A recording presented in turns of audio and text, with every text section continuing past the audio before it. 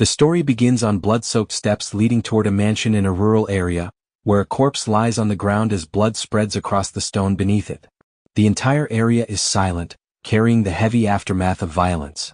Soon after, a group of soldiers arrives at the scene.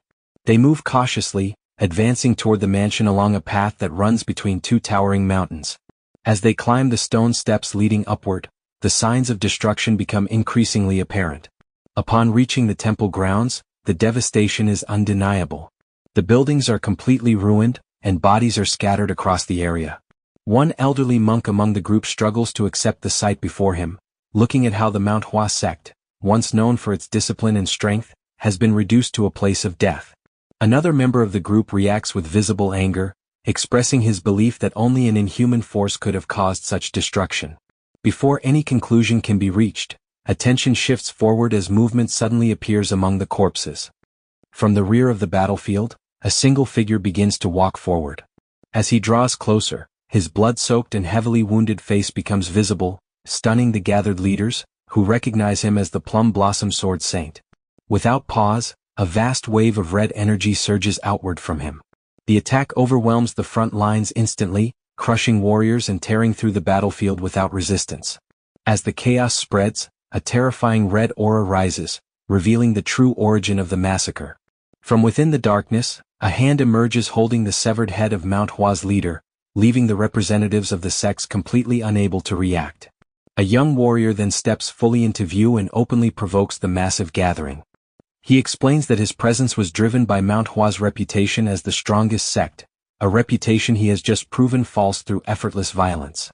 He throws the fallen leader's head toward the crowd, challenging them all to attack him together. Consumed by anger and humiliation, the remaining masters unleash a combined assault. Facing them, the warrior calmly accepts the challenge, finding the confrontation finally worth his attention. The perspective then shifts smoothly to the real world, revealing the protagonist of the story, Don Bong-soo, sitting in his room playing a newly released virtual reality game. Inside the game, he controls the sword master seen earlier, fighting countless enemies simultaneously. Even Bong-soo finds it difficult to believe how many opponents he managed to defeat at once, making it clear that the entire massacre was merely part of the game's content. The game itself is notorious for its extreme violence, featuring relentless bloodshed and highly realistic depictions of injury and dismemberment, elements that make it especially appealing to Bong-soo. He recalls that the game has already drawn massive backlash and protest emails demanding its shutdown, though he believes there is nothing else quite like it. Still, he decides that in his next session he might try playing more calmly. As the atmosphere settles, a television broadcast in his room switches to breaking news.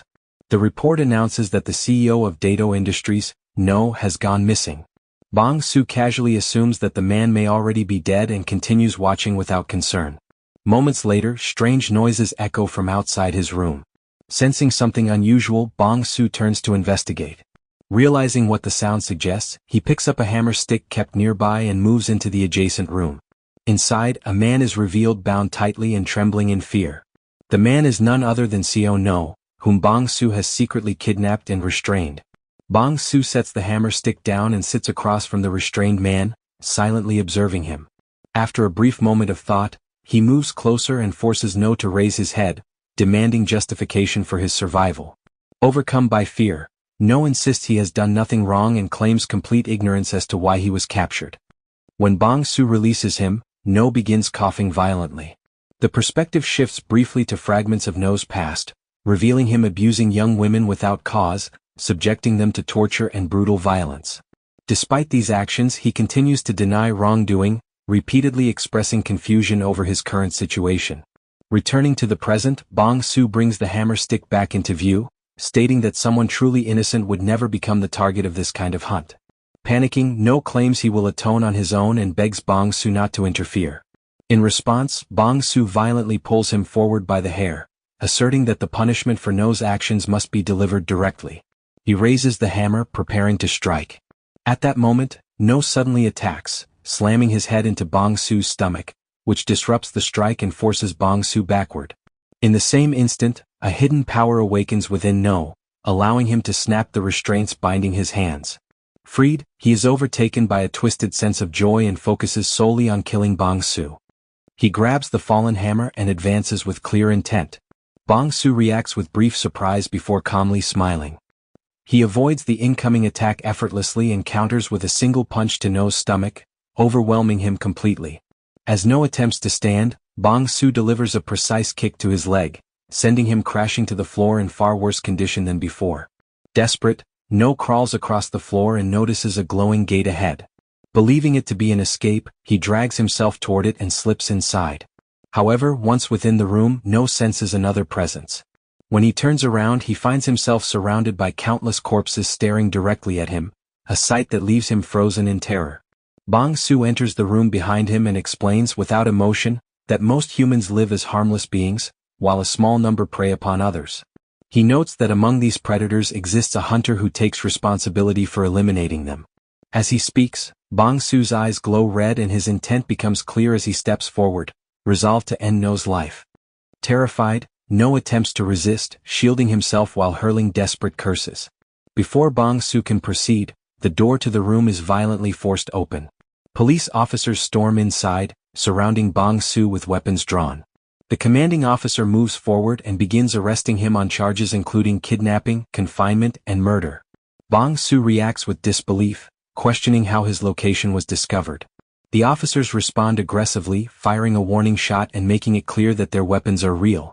Bong-soo observes the impact point of the bullet before slowly looking back at them, finding that the situation reminds him strongly of the virtual game he was just playing. Suddenly he begins to laugh, confusing the officers. He then reveals the full extent of CEO No's crimes, exposing the murder of 6 women, the torture they endured, and the photographs taken before their deaths. The police are visibly shaken, while No begins to panic as his past is laid bare. Bong-soo gestures toward the corpses in the room, explaining that these lives were taken by No's own hands, and describes people like No as predators who exploit and destroy the innocent.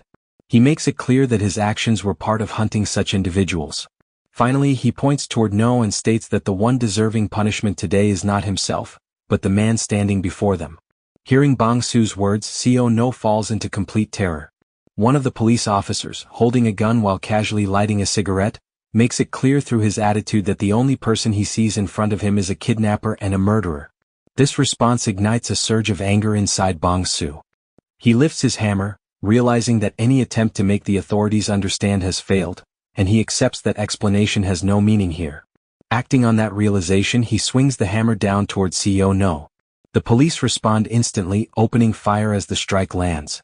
As the hammer connects with CEO No's face, bullets are fired at the same time. Bong-soo catches sight of one bullet rushing toward him. In his final conscious thought, he reflects that if he had been given even one more chance, he would have continued hunting and punishing such creatures without hesitation.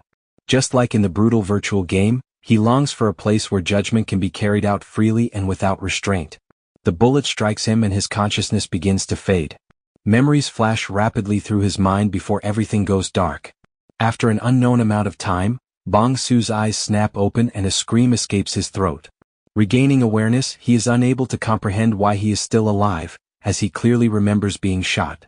A man stands in front of him, equally shocked, having believed Bong-soo to be dead. As Bong-soo tries to understand his surroundings, the man becomes furious at the sight of him breathing. He grabs Bong-soo by the collar and strikes him, clearly irritated by the effort it took to drag him here from the market. After shoving him into a room, the man leaves, showing no further interest, as if his involvement is finished. Rage boils inside Bong-soo. A stone lies near his hand and he reaches for it, attempting to stand and pursue the man. The stone slips from his grasp as his body betrays him. Violent coughing overtakes him and his limbs feel impossibly weak, making walking difficult, nearly impossible. Confused, he opens his clothes to examine himself, and what he sees confirms something is terribly wrong. This is not his original body. The frame is emaciated, with bones protruding beneath skin that shows no sign of strength. Scars cover his body, each one a record of pain and abuse. He looks outside, where the moon hangs in the sky and beyond it stretches a vast empire. As he studies the surroundings more carefully, recognition begins to form. This place resembles the Murim world he knows from games and stories. The realization slowly settles in and his confusion turns into overwhelming emotion. Anxiety gives way to excitement, and tears stream down his face as laughter escapes him uncontrollably. His wish has been fulfilled not through survival but through death and rebirth. His consciousness has arrived in a world governed by strength. When his emotions finally stabilize, his expression twists into an unsettling smile. The scene shifts inside a stable, where a boy named Sosum works mechanically, cleaning horse stalls. His hands move without thought, his body already accustomed to the filth and stench. The work is interrupted when a servant appears, visibly bothered by the smell. Without concern for the boy's condition, the servant signals that another task awaits. Sosum hesitates, knowing his current work is unfinished, but his hesitation is met with immediate violence. He is harshly reminded of his place within the household. As an orphan surviving only on scraps from the Dan family, he has no right to question orders. Realizing resistance is pointless, he allows himself to be dragged to a blacksmith's workshop filled with rusted weapons and broken blades. An elderly blacksmith waits inside along with a large, intimidating figure. The smith surveys the workshop with fatigue, noting that only 2 people have arrived, which will make the massive pile of weapons a difficult task to complete. Dango dismisses the concern entirely. Treating Sosum as mere labor, he strikes him hard, knocking him to the ground. Without waiting for a response, Dango leaves, abandoning Sosum with the work. The blacksmith watches the entire interaction in silence, unable to interfere. Sosum forces an oversized bundle of weapons onto his back. The sack is highly unstable, with sharp blades pressing through the fabric. He stumbles under the immense weight and collapses, causing the load to fall beside him and leaving him completely motionless from exhaustion. The blacksmith approaches and notes his poor condition. Sosum insists on continuing, but as he turns away, memories that are not his own suddenly surface.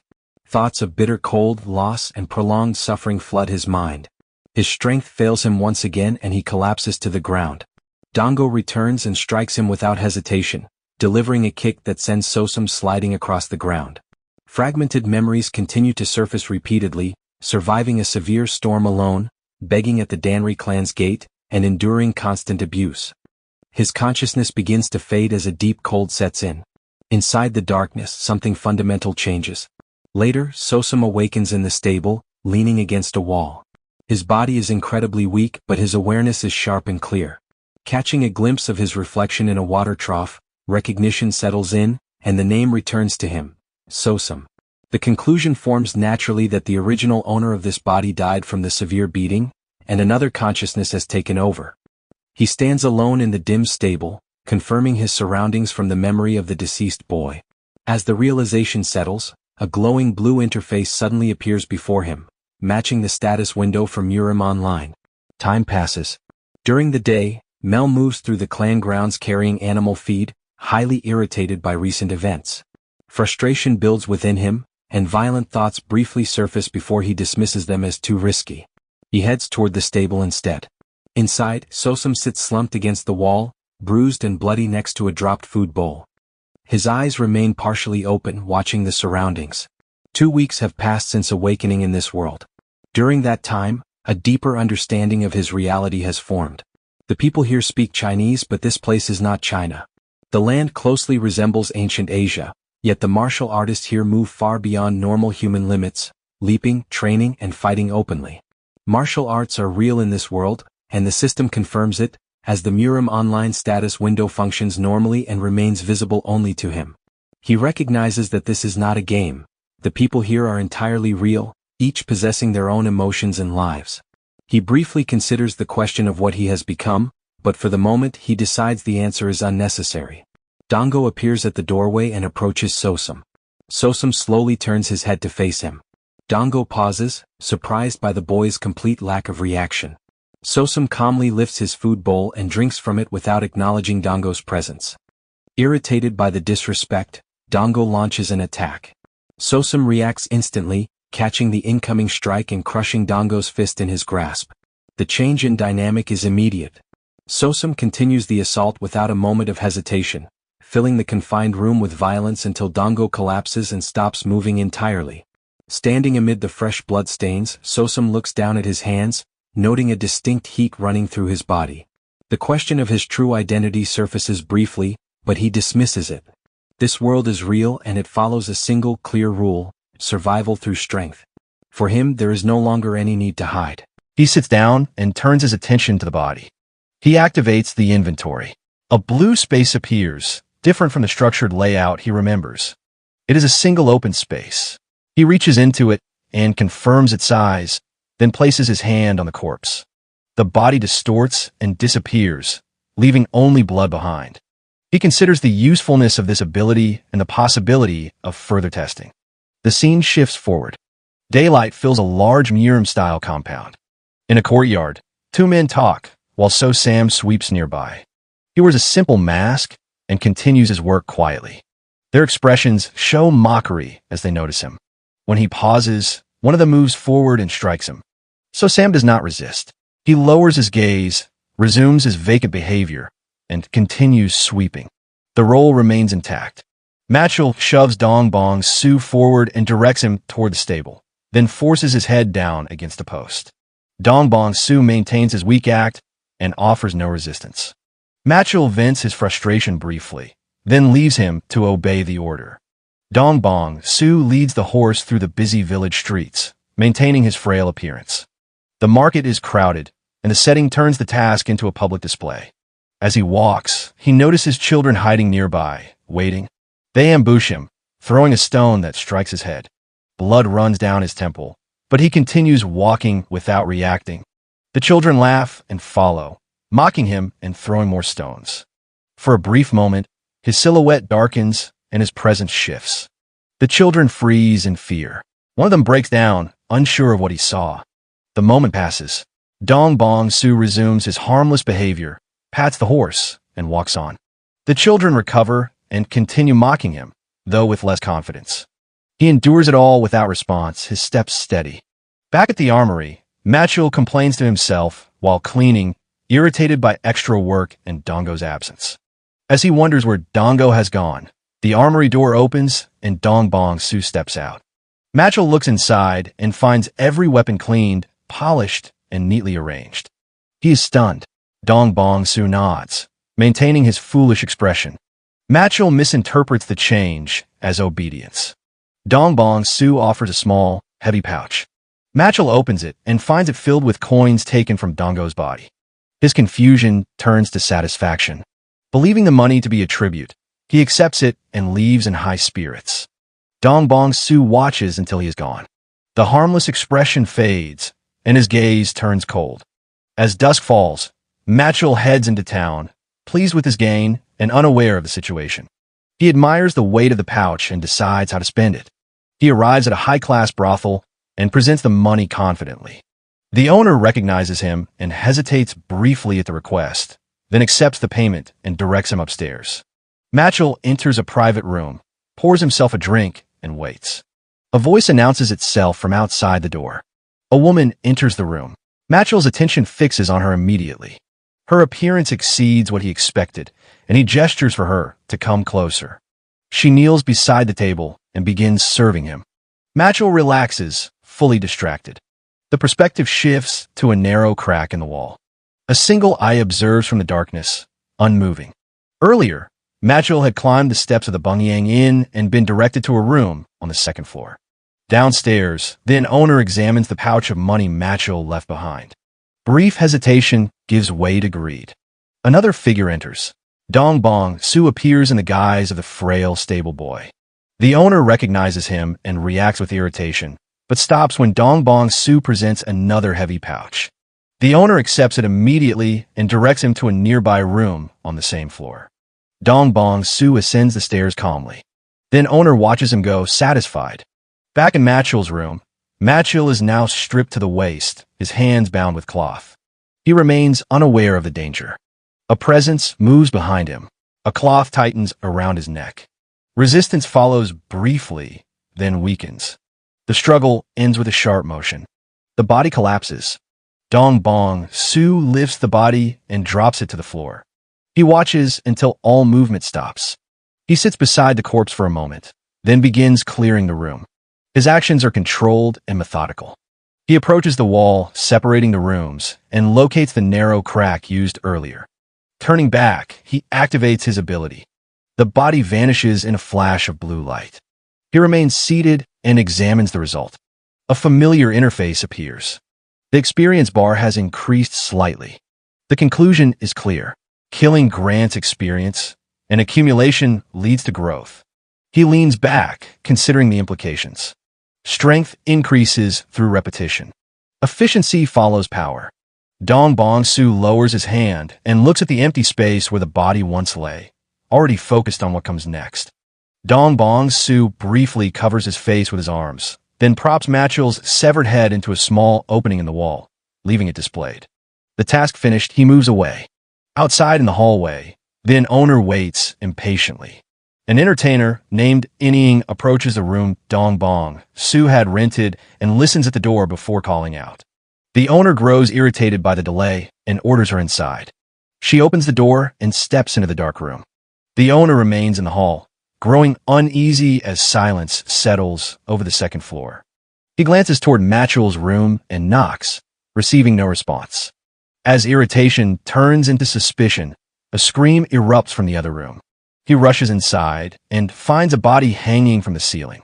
In the dim light and confusion, he fails to recognize Guok Dongo and instead calls out Matchell's name. The scene shifts to Anhui. The Huai River in the north and the Yangtze River in the center create a fertile plain where trade flourishes. Along with prosperity come bandits and unorthodox factions. In response, clans and sects rise to enforce order. Among them are the Namong clan and the Danri clan. Though smaller, the Danri clan maintains the Cross Heaven Sword Division and the Black Crow Squad, whose intelligence network surpasses even the beggar sect within Anhui. Recently, the Black Crow Squad has been dealing with a troubling case. Inside their headquarters, a subordinate presents a report to the squad leader, Gyo. Over the past few months, nearly 100 apparent suicides have occurred, far exceeding normal patterns. Every case appears flawless, leaving no trace of foul play. The perfection itself raises suspicion. Gyo asks for the first recorded case and learns it involved Matchell, an armory artisan of the Danri clan. The death occurred at an inn known as the Phoenix Tavern. Gyo decides to investigate personally. At the tavern, Gyo examines the room where Matchell was found hanging. He inspects the floor, walls, and ceiling. There is no sign of forced entry. The wooden wall shows no signs of removal, and the ceiling beams are fixed in place. No one could have entered unnoticed. The conclusion remains uncertain. Gyo asks whether anyone stayed in the adjacent room. The answer confirms another guest arrived around the same time. The name given is Sawsum of the Danri clan. The scene shifts to Dong Bong Su, now known as Sawsum, walking through a village while leading a horse. He reviews his status window, noting that the experience gained from killing a nearby man exceeded previous gains. He concludes that stronger targets yield more experience, but confronting a true martial artist now would be fatal. He decides to seek targets between ordinary civilians and trained warriors. A group of street thugs blocks his path and mocks him. Dong Bong Su remains silent. They strike him and drag him into a narrow alley. He evaluates the situation, considering whether to kill them and dispose of the bodies, then decides against it due to risk and low reward. He endures the beating. A man named Django appears and stops the assault. The thugs show immediate fear. Django examines the horse and reveals his intention to take it as a gift for his superior. Dong Bong Su understands that the plan was to kill him and seize the horse. Django presses him for a response. Dong Bong Su speaks clearly and challenges him directly. The thugs react in shock at hearing him speak. Dong Bong Su activates his inventory. Blue light erupts in the alley, forming a vortex. One thug is caught in the surge as Dong Bong Su draws a sword from the light. The horse is pulled into the inventory. Another burst of energy spreads outward, throwing the remaining thugs back. A system window appears, confirming Dong Bong Su's level has increased from 1 to 2. A red and black aura surrounds him. The thugs panic, recognizing the threat. Some attempt to flee, while others hesitate between running and attacking. Panic spreads through the gang as they realize what stands before them. They turn and flee through the shattered alley. One thug runs in confusion, unable to understand what he encountered. He stumbles and collapses. Psalm approaches, stomps him down, grabs him by the collar, and drags him away. Later, the thug regains consciousness and finds Psalm sitting in front of him. As Psalm steps closer, the thug's fear grows. Psalm presses a knife to his throat and demands information about the man who died earlier. The thug reveals his name was Django and that he belonged to the Black Snake Society. He explains that the Black Snake Society is part of the Ebony Syndicate that controls the back alleys of Bongyang, and that Django was an executive. He also reveals the leader's name, Bang Pa, and admits that Bang Pa ordered Django to kill Master Sum and take the horse. Som processes the information and understands the structure of the Ebony Syndicate and the Black Snake Society. He demands everything the thug knows, making it clear his survival depends on it. The thug cooperates fully. Moments later, the thug lies dead. Som opens his inventory and removes all the bodies, leaving no trace. He remains at the scene and reviews what he learned. The Ebony Syndicate becomes a clear target. These people exist between ordinary civilians and martial artists, fitting what he's been searching for. He notices that all wounds on his body have healed completely after leveling up. Every injury is gone. He considers that even fatal damage might be recoverable under certain conditions, making calculated risk acceptable when close to leveling. He reflects on the light that appeared during the level up and recognizes it as a danger. Both the glow and the inventory-based killings risk exposure. Remaining unnoticed is essential. A hunter must appear ordinary and blend in completely. Leveling must occur only after a hunt or in isolated places. Som stands beside his horse and reviews the encounter. If Django had been more cautious or stronger, the outcome could have been different. Pretending to be mute is no longer enough. He decides he must grow stronger quickly without being discovered. That resolve settles firmly. A system message appears, reporting a critical error in the Murim online system. It states the game can continue, but the warning remains unresolved. Som notes the error appeared after reaching level 2 and concludes it is likely caused by his existence interacting with the system. He checks his status window. Attributes previously marked as question marks now appear as gauge bars. He considers that this change may be tied to the error and that not everything can be fully quantified in reality. He reviews his skills. Common passive skills such as stab, block, and throw are listed. One skill stands out. Spirit Eye. It has no description, and its function remains unclear. At that moment, the system announced that the activation conditions for Spirit Eye had been met. The skill activated automatically when an enemy with a level difference of 10 or more entered a 20-meter range. The displayed distance continued to decrease. Som inferred that Spirit Eye functioned as an early warning. As the distance shortened, his attention shifted toward the gate. He judged the presence unlikely to be an enemy. Few would dare enter the Danri clan, and an intruder would not move this openly. The approaching individual was likely an expert from a clan. Som did not yet understand what a 10-level difference truly meant. Considering the effort and risk required just to reach level 2, the gap had to be significant. Reaching level 10 through ordinary people alone would require thousands, possibly tens of thousands, of deaths. That difference represented the weight of many lives. Someone of that level within the Danri clan was approaching. The door opened. A man entered, placed a hand on Som's shoulder, and asked whether he was the one who killed Mel. Som froze. Internal energy flowed from the man's hand into Som's body, circulating through him and inspecting him completely. When the inspection ended, the man withdrew his hand and left with his subordinates. Som remained silent. Outside, a subordinate asked why the man had left without interrogating the boy and whether he had been suspicious. The man confirmed his suspicion and explained that he had already checked by injecting internal energy. If Som had practiced martial arts, traces would have remained. There were none. Som was an ordinary person with no internal energy. As they walked away, the man considered whether the deaths were truly suicides. If it was a plague, he wondered how many more would die before it ended. On a night lit by an eerie moon, the suicide plague in Bayong abruptly stopped. In its place, killings began to spread through the city. Heavy rain followed. Inside a bar, several people drank together. One mentioned the story of a nameless swordsman. The other acknowledged that nearly everyone had heard it. The first insisted the figure should be called the Great Nameless Swordsman and said he was hunting members of the Ebony Syndicate. The second warned him to speak quietly. The first dismissed the concern and said the White Tiger Unit and Red Wolf Sect had already been wiped out. The second replied that one group remained and warned that the Black Snake Society would not tolerate such talk. The first said their turn would come and claimed the Nameless Swordsman would destroy them as well. Nearby, another man listened without reacting. He finished his drink, stood up, and left the bar in silence. The scene shifts outside the Black Crow Squad mansion. A security guard is asleep at the gate. His companion arrives and slaps him awake. The guard apologizes. His companion scolds him. warning him about the chaos caused by the nameless righteous swordsman, stating that 3 black units have already been wiped out and that only the Black Society remains.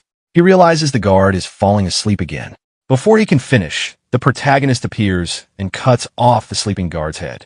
The companion turns, freezes in fear, and begins to speak, but the protagonist strikes first and kills him in a single blow. The protagonist enters the mansion. Numerous arrows are fired at him by the soldiers. He narrowly dodges them and faces the soldiers. One soldier addresses him, stating he knew the Nameless One would come. The protagonist draws his sword. Thunder rumbles overhead. The commander orders the soldiers to kill him. The soldiers charge together. The protagonist cuts them down with his sword without pause. As the soldiers fall, fear spreads. The commander orders the remaining troops to move and advances himself, declaring he will kill the protagonist personally. The protagonist advances and kills the commander along with the soldiers around him. One soldier curses as he approaches, claiming he has caught the protagonist. The protagonist cuts him down as well. Another soldier rushes toward the protagonist and shouts for him to surrender. The protagonist commands the system. Inventory. A knife appears behind the soldier. He freezes in shock and questions how it appeared. Another soldier closes the distance and strikes the protagonist directly. After landing the hit, he laughs, claiming he finally succeeded and mocking the protagonist as nothing more than a human who can be killed. The protagonist drops to one knee and pulls the blade from his chest. The remaining soldiers hesitate, noticing his expression and questioning why he is smiling. The protagonist moves and cuts down the remaining soldiers. Elsewhere in the mansion, the squad leader's companion notices the sudden silence. He mutters that the screams have nearly stopped and questions whether one man is truly killing everyone. He recalls their past crimes and realizes that strength, not morality, determines survival. Sweating, he decides to act. He moves toward a hidden passage that leads to Paradise Manor, the leader's estate, and resolves to fight in the darkness. He orders his soldiers to fire. Arrows rain down, and several strike the protagonist. The companion hesitates, questioning whether the protagonist is dead. Before he can finish, the protagonist appears and kills one soldier instantly. The remaining soldiers are cut down just as quickly. Terrified, the companion calls out, asking if anyone is still alive. He draws his sword and confronts the protagonist, asking if he is the nameless righteous swordsman and demanding to know what they did to deserve this. As the protagonist approaches, the man protests, claiming he is not the Grim Reaper and questioning his right to judge them. The protagonist cuts off his head before he can finish. Holding his sword steady, the protagonist states that he wants only one thing: their lives. He moves forward and declares that the only one left now is the Black Society leader, Bang Poem. While moving forward, the protagonist reflects.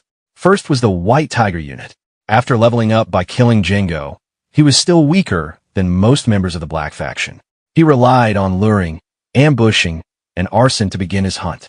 By the time the White Tiger unit leader became alert, more than half of the unit had already been killed. During that period, officials and townspeople gave his actions a name: the Nameless Righteous Swordsman. After adopting this identity, eliminating members of the unorthodox faction became easier. When he killed the White Tiger unit leader, he reached level 5 and obtained his first active skill, Qinggong, a body lightning technique, along with the 3 forces sword art. With these, he could confront Black faction members directly. Around the time children began playing games imitating the Nameless Righteous Swordsman, the Red Wolf Gate was wiped out. The only unorthodox faction remaining in Banyang was the Black Society. The scene shifts to the residence of the Black Society leader. Outside the house, Black Society leader Bang Poem sits on the floor. The protagonist appears before him. After observing him, Bang Poem speaks, asking if he is the Nameless Righteous Swordsman. The protagonist remains silent.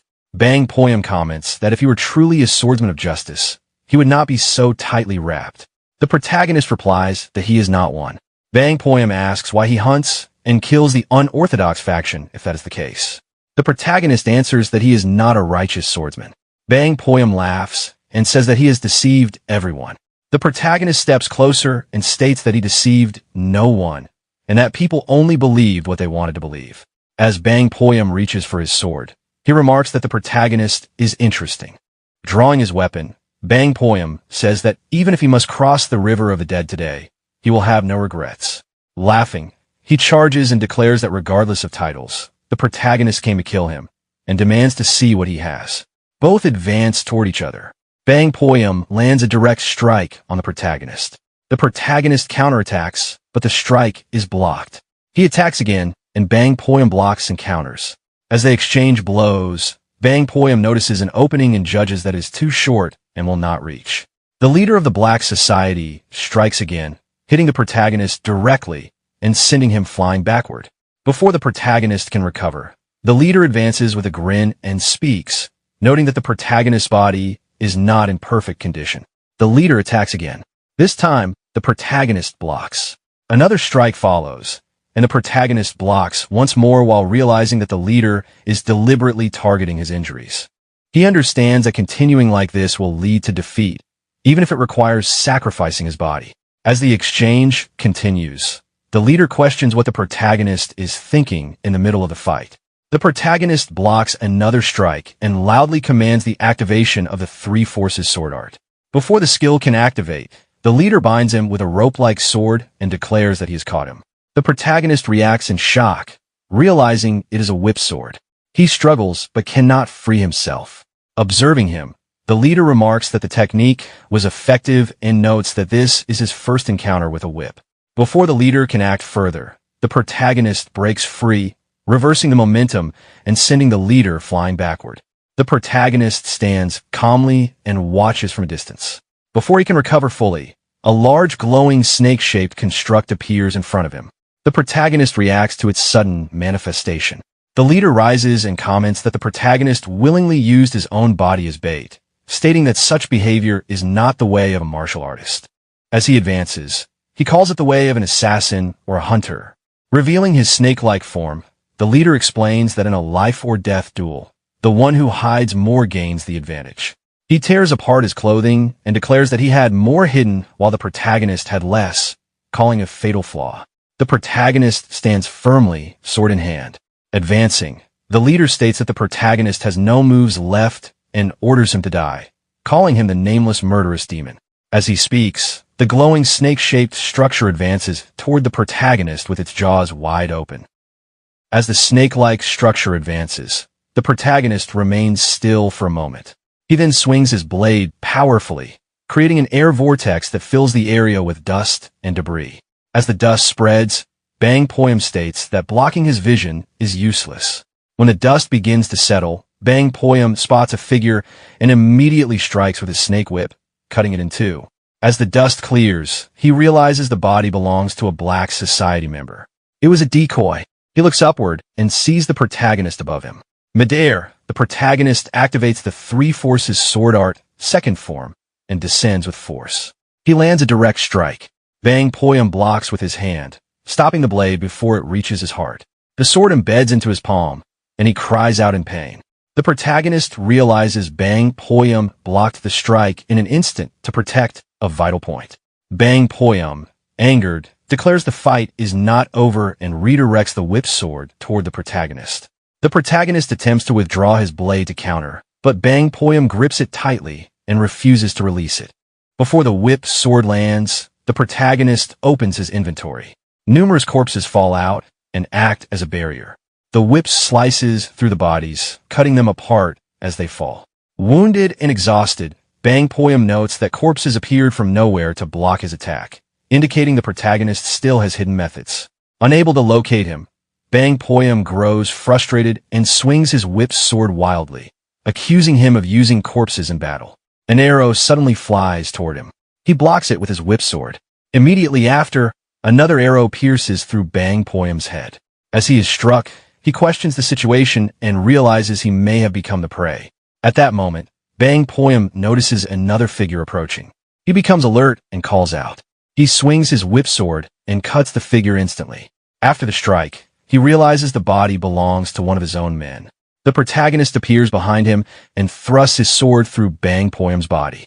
He drives the blade in fully and then pulls it out. Bang Poyam looks at his wound and speaks, acknowledging that every Black Society member in Banyang has been killed and questioning the reason. The protagonist replies that no reason is necessary. Humans have always killed other humans, from primitive times to civilization. The strong trample and take from the weak. He steps closer, places his sword at Bang Poyam's neck, and states that this time, he was the strong one. With a swift motion, he kills him. The area falls silent. Lightning rumbles as the protagonist exits. He walks forward, wiping blood from his sword. He pauses and reflects that with the death of every Black Society member in Banyang, his preparations are complete. It is time to move to the next stage, where the strong are stronger and the prey is harder to hunt. He decides to go to Murim's Jianghu. The scene shifts to another region. Inside a grand mansion, an assembly of leaders is in progress. The leader asks how long remains until the Orthodox demonic war. An assembly member answers that 2 years remain. The leader repeats the timeline and states it is time to begin the grand plan. He calls for Guangwun. Guangwun steps forward, bows in response. The leader orders him to execute the first stratagem. Guangwun accepts the command. The scene shifts to morning. The protagonist walks through the village market with his horse. At an outdoor restaurant, a man says to his companion that the nameless swordsman has wiped out the Black Society. His companion replies that merchants and courtesans are in uproar and that he never expected the Black faction in Banyang to be completely cleared out. The first man suggests that he should now be called the Nameless Righteous Swordsman. A man in green clothing joins them and says he is not so sure about that. When asked why, he questions whether it is acceptable to kill people that way, even if he is a hero. The first man tells him to watch his mouth and reminds him of what the Black Society had done, saying they deserve to die. The man in green hesitates, but the companion adds that neither officials nor the Orthodox faction ever cared about commoners, and that only the Nameless Swordsman stepped up for them. The man in green agrees that without him, no one would have stood up for people like them. The first man stands and begins shouting praise for the Nameless Swordsman who drove the Black faction out of Banyang. The others join in. Nearby people begin cheering as well. Within moments, the entire village is chanting his name. The protagonist walks away slowly and says that it is time for him to leave as well. By sunset, he arrives near the Danri clan residence and approaches the horse stable. A notification appears. An enemy with a level difference of 10 or more has approached within 20 meters. He realizes his spirit eye is pointing toward the stable. He opens the gate and enters. 2 figures are standing inside.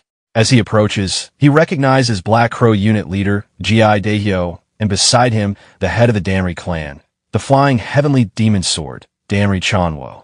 The protagonist kneels and wonders why they are there. Danri Chanwo pats the horse's head and says it is time to say goodbye to it as well. Looking at his feet, the protagonist notices that Danri Chanwo is hovering slightly above the ground. Danri Chanwo states that on the coming full moon, the second daughter of the Namgung clan head is getting married. Gi Daehyo asks whether he is certain about sending his cherished horse as a congratulatory gift. Danri Chanwo says that if he could send one of his children to the Namgung clan, he would do even more than sending the horse. He mentions marriage ties and a 9-bow ceremony, repeating that sending one of his children would be better. It is easier to cross a stream with 2 logs rather than 1. Gi Daehyo replies that the Namgung clan might not want either of them. Danri Chanwo laughs and says that is why he called him. He does not care what methods are used. He places a hand on Gi Daehyo's shoulder and tells him to make it happen no matter what. Gi Daehyo becomes tense. Danri Chanwo removes his hand and orders him to depart immediately, saying he will have much to do tomorrow. Gi Daehyo bows and accepts. Danri Chanwo then points at the protagonist and instructs Gi Daehyo to take him along to the Namgung family, as he is needed to handle the horse. Gi Daehyo agrees and looks at the protagonist with confusion. The scene shifts to the next morning in front of the Danri clan residence. The protagonist waits near a shed with the horse. He reflects on how to learn proper martial arts instead of relying only on skills. He tried imitating the movements of family warriors and Black unit leaders, but it was only imitation. Learning from a secret manual would be the worst option, and learning directly from a master the best. However, becoming someone's disciple at 18 is difficult. Despite that, he feels the situation has worked out well. While waiting near the soldiers, he considers the Namgung clan. As one of the 5 great clans with power in Anhui, there should be opportunities there, along with stronger prey.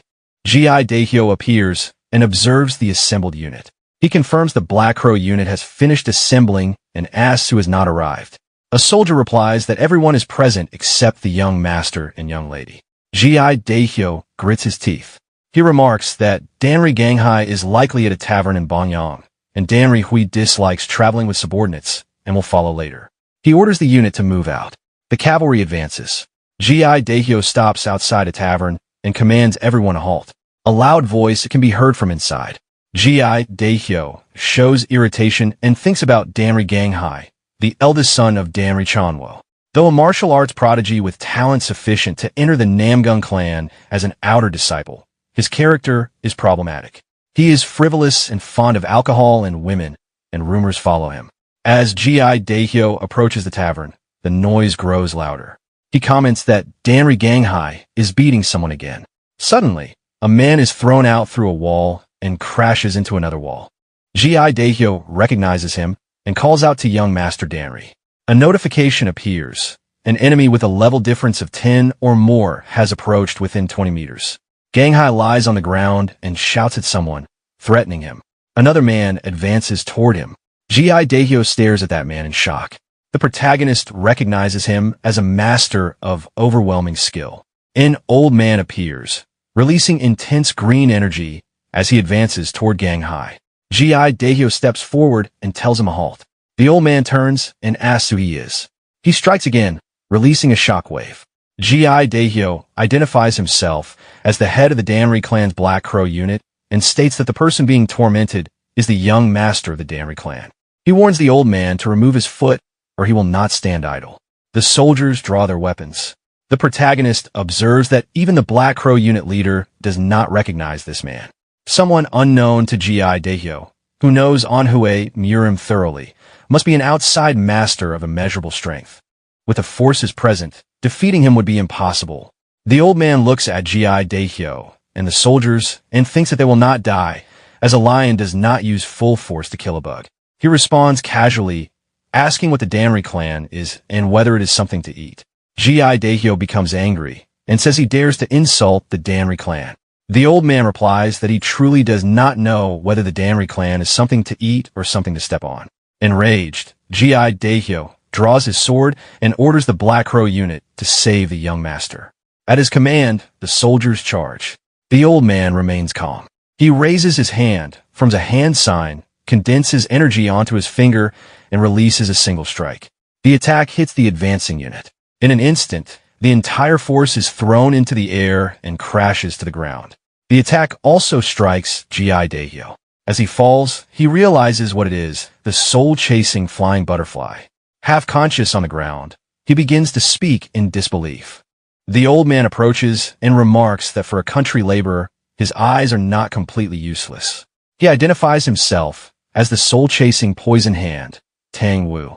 The protagonist recognizes the name.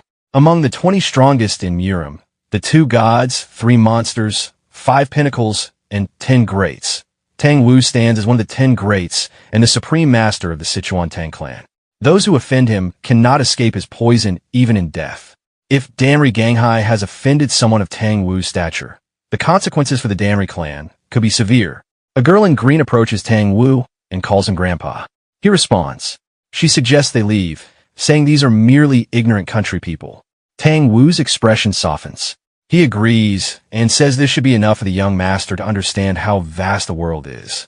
He slaps Ganghai once more, then tells G.I. Daehyo that a descendant of the Orthodox faction causing trouble for mourning is disgraceful. Though he would normally take harsher action, he refrains. He instructs that when the young master wakes, he should be warned that continuing to harass women will shorten his lifespan. G.I. Daehyo, still unable to move, thanks him for his mercy. Tang Wu withdraws the poisonous darts from his soldiers. The darts gather into his hand and vanish. He begins to call to his granddaughter to leave, but suddenly senses something unusual. His attention shifts to the fallen soldiers. He notices the protagonist among them and walks toward him, telling Hua to stay where she is. The protagonist wonders why Tang Wu is approaching him. Tang Wu stands before him silently and stares. Hua asks what is happening. Tang Wu replies that it is nothing special. He simply has something to ask the child. The protagonist is confused. Tang Wu asks his name. The protagonist remains silent. Tang Wu raises his voice and repeats the question. The protagonist remains silent. Tang Wu grows irritated and calls him a brat.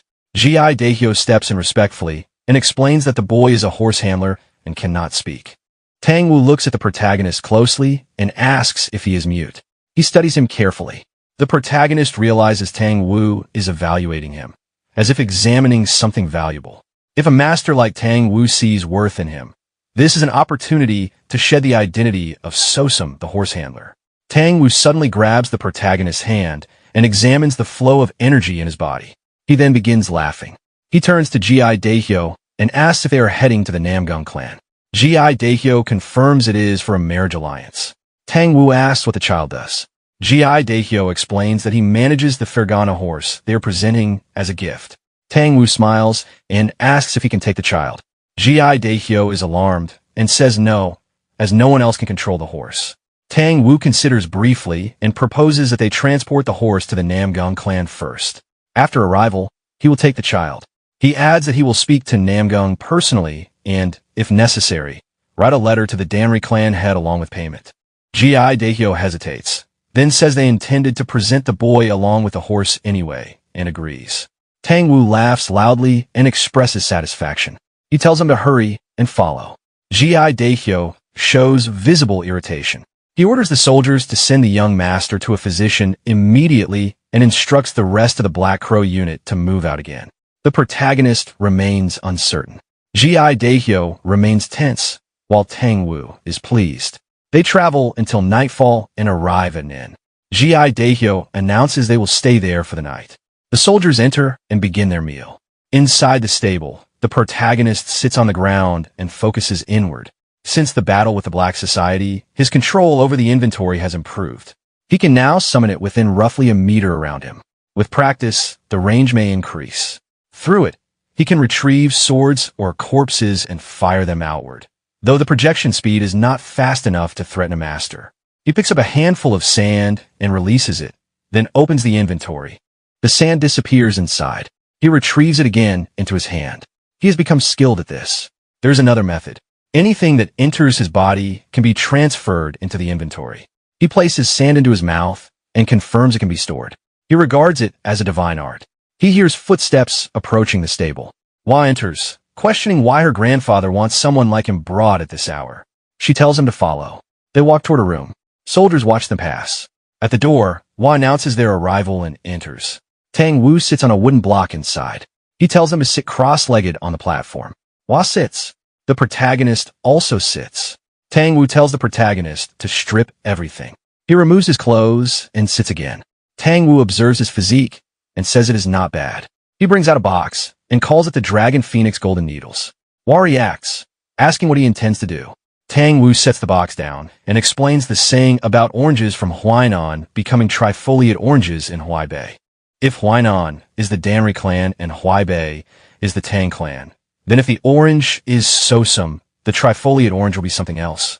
He places his hand on the box and tells the protagonist he intends to perform a great ritual. It will be extremely painful, possibly unbearable, but if he survives, he will gain something greater and his muteness will be cured. Tang Wu opens the box. Light fills the room. He asks whether he will do it. The protagonist remains silent. Hua steps forward and objects, saying such a serious matter should not be decided without the elder's consent. She explains something to Tang Wu. He listens and laughs. After hearing her, he acknowledges her point. Tang Wu takes out a golden needle and asks the protagonist whether he is ready to receive the surname of the Tang clan. Tang Wu reflects inwardly. In Murim, many terms exist for those born with exceptional aptitude for martial arts, heavenly meridian body, while turning sacred emperor aspect, 9th grade sacred bone, heavenly martial heart meridian, cosmic sacred bone. These are rare talents said to appear once in decades, centuries, or even millennia. Those born with them leave marks on Murim's history. Yet the greatest aptitude of all is something he has found unexpectedly. Whether a talent appears once in 10, 100, or 1,000 years does not matter. This boy possesses a body never seen since Murim's beginning. A body with no meridians.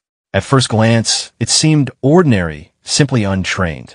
But his body lacks the acupoints and pathways every human should have. Nothing exists as if he is not human. However, having no path means any path created becomes the path. If raised properly, he may be able to restore the 10,000 flower rain, a technique that has survived only in form for centuries. If that happens, the powers of Murim will bow before the Tang family. Holding the needle, Tang Wu thinks that the future of the Tang family lies in his hands. He points the needle at the protagonist and asks again whether he intends to accept the Tang surname. The protagonist nods. Tang Wu says that he has not yet fully become a member of the Tang family. He must go to the Tang clan and prove himself before the elders and the family head. He may die in the process. He asks if he will still proceed. The protagonist nods again. Tang Wu activates his power and moves closer, declaring that he will now perform the Great Reformation ritual. He instructs Hua to stand guard. Hua steps outside. Multiple needles appear in the air under Tang Wu's control. With a gesture, he directs them toward the protagonist's body. Holding the golden needle, he announces that he will begin. He drives the needle into the top of the protagonist's head. The tip begins to glow green. Seated on the wooden block, the protagonist observes Tang Wu and Hua. They assume he cannot understand because they're using sound transmission, but he reads their lips. A skill he once used for hunting now serves him here. He considers the phrase body of no meridians. The status window and system visible only to him likely resulted in a body that is neither fully human nor character. Tang Wu cannot know this and has formed his own conclusion. In that case, he only needs to play along. After careful work, Tang Wu places needles across the protagonist's entire body. Standing back, Tang Wu examines him. The temporarily created acupoints show no blockage in qi and blood flow. His qi flows several times faster than that of an ordinary martial artist. However, caution is necessary.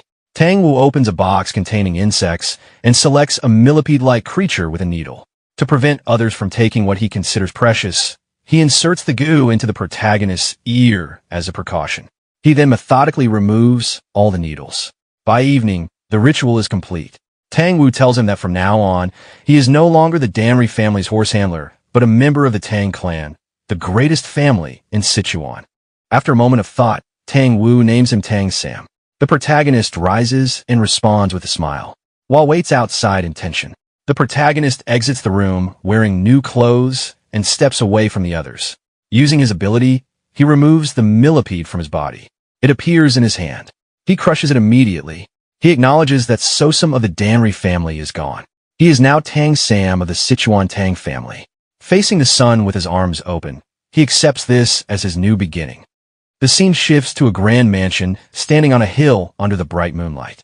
Inside the mansion, sounds come from one of the rooms. A white-haired man and a woman are lying on a bed. They were enjoying their moment. After finishing their moment, the woman rests on the bed and slowly opens her eyes. She suddenly notices someone descending from above with a sword and reacts in shock. At the same moment, the white-haired man quickly jumps away from the bed and lands on the ground. The masked assassin lands and immediately kills the woman with his sword. The white-haired man stands up and looks at his clothes, noticing that blood has stained his expensive silk robe. He complains about the damage to his robe and angrily demands to know the assassin's identity. The assassin remains silent and points his sword toward him. He then swings his blade, releasing waves of black energy as he advances. The white-haired man draws his sword and blocks the attack, causing an energy clash. After the exchange, he comments that the assassin is weaker than expected. He then draws another sword using his magic and launches a stronger attack with both weapons. The assassin jumps backward and avoids the strike. The white-haired man continues pressing the attack and releases another powerful strike that pushes the assassin backward. In response, the assassin gathers black energy around his sword and counters. As their techniques collide, both attacks cancel each other out, although the assassin is pushed back slightly. After observing the technique, the white-haired man realizes that the assassin is using the ink light killing sword. He recognizes the attacker as Mad Cloud and asks if it has been 10 years since they last met. Mad Cloud corrects the time precisely. The white-haired man laughs and sits down on a chair, confirming that the assassin is indeed Mad Cloud because of his precise memory. He then asks why the 18th Cloud has personally come here. Mad Cloud explains that he has arrived to deliver orders and addresses the white-haired man by the name Ash Shadow. The white-haired man asks what the order is. Mad Cloud informs him that the order is the first stratagem. After hearing this, the white-haired man becomes tense and scratches the wooden table with his nails. He acknowledges that the plan is finally beginning and asks about Shifting Shadow. Mad Cloud explains that Shifting Shadow is currently connected to the Namgung clan and that the 15th of this month will be Shifting Shadow's wedding day.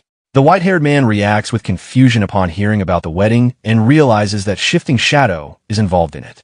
He then asks about the scope of the operation. While continuing to scratch the table with his nails, he states that everyone is to be eliminated except Shifting Shadow and Namgung-hai. He also mentions that the soul-chasing poison hand will soon arrive in Anhui and that their current forces in the region will not be sufficient. Mad Cloud responds that 5 shadows will be sent. The white-haired man accepts this and concludes that it should be enough. Mad Cloud states that he has delivered the orders and prepares to leave. Before he disappears, the white-haired man asks what Shifting Shadow's real name is. Mad Cloud ignores the question and vanishes using his technique. The white-haired man reacts with irritation and complains about Mad Cloud's personality. He mutters that he feels jealous, thinking about how shadows were expected to live alone. Yet one of them has even obtained the first beauty of Anhui as a bride while he remains in the same gloomy place. He leaves the room and flicks his finger. A servant immediately appears in response to the signal. He orders the servant to clean the room, remove the body on the bed, and kill all the guards who were on duty that day. The servant bows and acknowledges the order, addressing him as branch leader. The white-haired man then walks to the balcony and looks down at the city below. The mansion is revealed to be the Anhui branch of the heavenly demon divine cult. The white-haired man himself is identified as the branch leader known as the naked silver demon, Pegahile. Standing on the balcony and looking toward the city, he reflects that the operation is finally beginning. Meanwhile, the protagonist, Tang Wu, and the soldiers continue traveling toward their destination. Tang Wu signals for the group to stop and notes that they have arrived sooner than expected. The protagonist looks toward the city ahead and recognizes it as Anhui, the place ruled by the Namgung clan. The scene shifts to the city. The sky is filled with fire lanterns, and the streets are lively with celebration. People cheer while performers entertain the crowds. The entire city is decorated, including a large mansion where the event is being held, and people throughout the streets are enjoying the festivities. At the entrance gate of the mansion, several poor people bow before a soldier and beg for a small portion of rice to share. The soldier becomes irritated and angrily tells them that they have no idea where they are and orders them to leave. One of the poor men asks if they could at least receive leftovers. The soldier responds by kicking the man hard, knocking him into the others. One of the poor men calls out to his fallen companion. At that moment, a voice from inside the mansion asks about the commotion. The gate opens, and a long brown-haired man steps out. The soldier quickly bows and explains that a group of beggars had gathered at the entrance. The brown-haired man looks at the soldier silently. From a distance, 2 people observe the scene. One of them identifies the man as Du Hyo-ok, the central figure of the banquet, while the other comments on his tall and handsome appearance. Du Hyo-ok approaches the man who was kicked and checks if he is all right. He offers his hand and helps the man stand. He then instructs the soldier to share food with the poor people, explaining that there should still be leftovers before the wedding begins. The soldier respectfully agrees. Du Hyo-ok then returns inside the mansion. The 2 observers continue discussing him. One remarks that he truly lives up to the reputation of a rising star, possessing both good character and strong martial ability, which explains why the Namgung clan's daughter chose him. The other adds that Du Hyo-ok once traveled to Jianghu alone and eventually defeated the Yin-Yang twin demons, 2 figures who had rampaged across the Jianghu for decades. They note that a wandering young warrior defeating those 2 demons and later becoming the Namgung clan's son-in-law is remarkable. As they continue talking, one of them begins mentioning rumors related to the martial arts of the Thunderblade Emperor, who was considered the greatest under heaven 300 years ago. At that moment, Tang Wu bumps into one of them. The man begins to protest, but is interrupted when Tang Wu responds sharply. The man immediately recognizes him as the soul-chasing poison hand, Tang Wu, and becomes frightened. Tang Wu grabs the man by the head and slams him to the ground. He then walks away, telling him to move aside and calling them useless. Tang Wu and the others continue toward the mansion.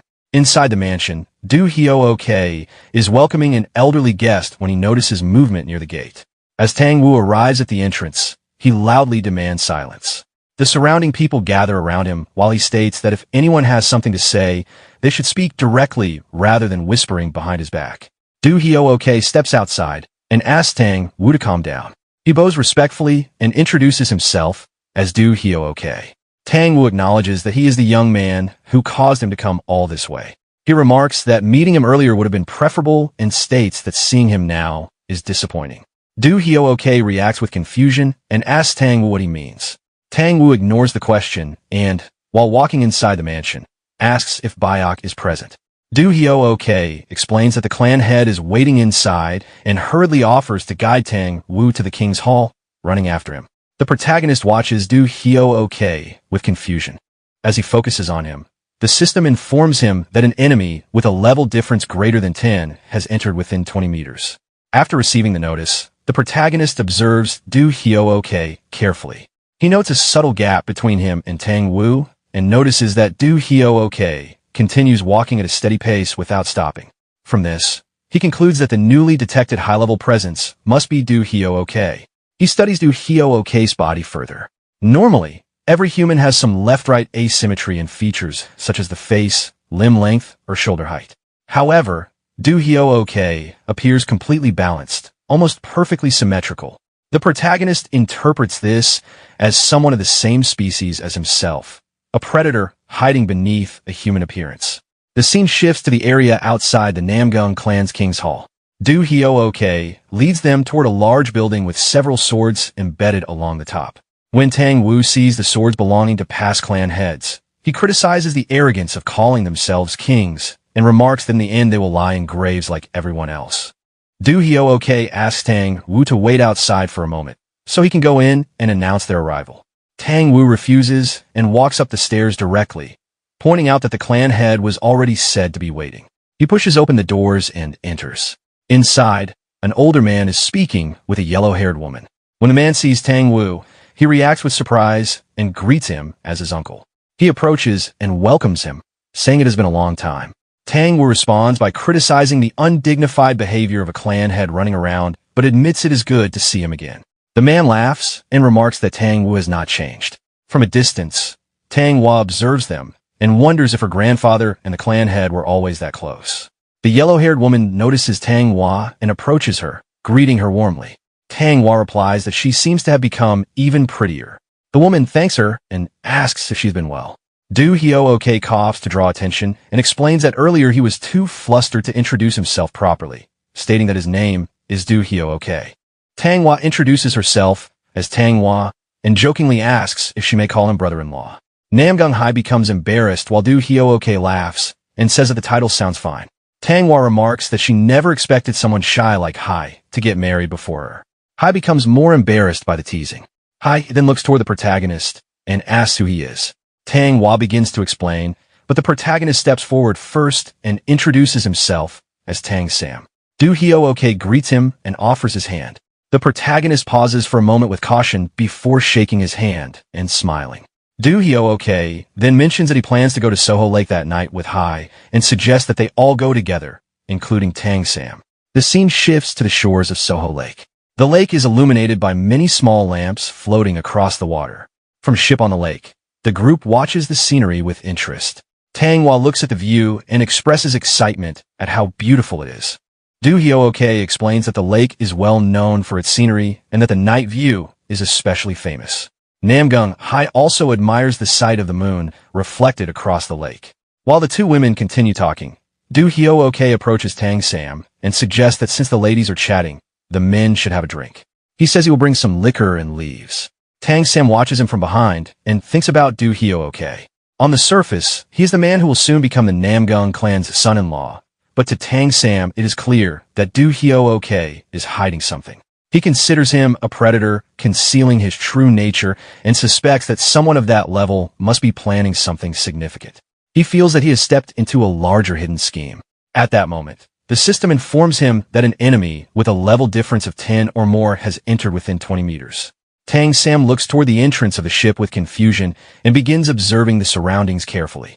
He concludes that the detected enemy is not Du Hyo-ok. Since the ship is only about 25 meters long and 5 meters high, the only possible location is the deck below. Du Hyo-ok soon returns carrying liquor and explains that it took him a little longer because the drink was stored in an unusual place. Tang Sam realizes that a new enemy other than Du Hyo-ok has appeared. Du Hyo-ok presents a rare drink called Golden Bud Liquor and offers it specifically to Tang Sam. Tang Sam pauses briefly, then politely says he is not feeling well and asks if he can walk around the ship for a moment. Du Hyo-ok agrees and tells him that if he asks the boatman, he can go wherever he wants on the ship. Tang Sam begins walking around the ship. As he moves, the system continues notifying him that an enemy with a level difference of 10 or more is within 20 meters, with a measured distance decreasing from 14 meters down toward 11. Tang Sam thinks that the distance to the enemy should be increasing as he walks away, but instead the distance begins to decrease. The system continues updating the distance as it drops from 6 meters to 3, then down to 1. Tang Sam realizes that this means there are now 2 enemies of that level nearby. Another notification appears, again counting down the distance from 4 meters to 1. From these repeated detections, Tang Sam concludes that including Du Hyo-ok, there are 5 enemies with a level difference of 10 or more on the ship.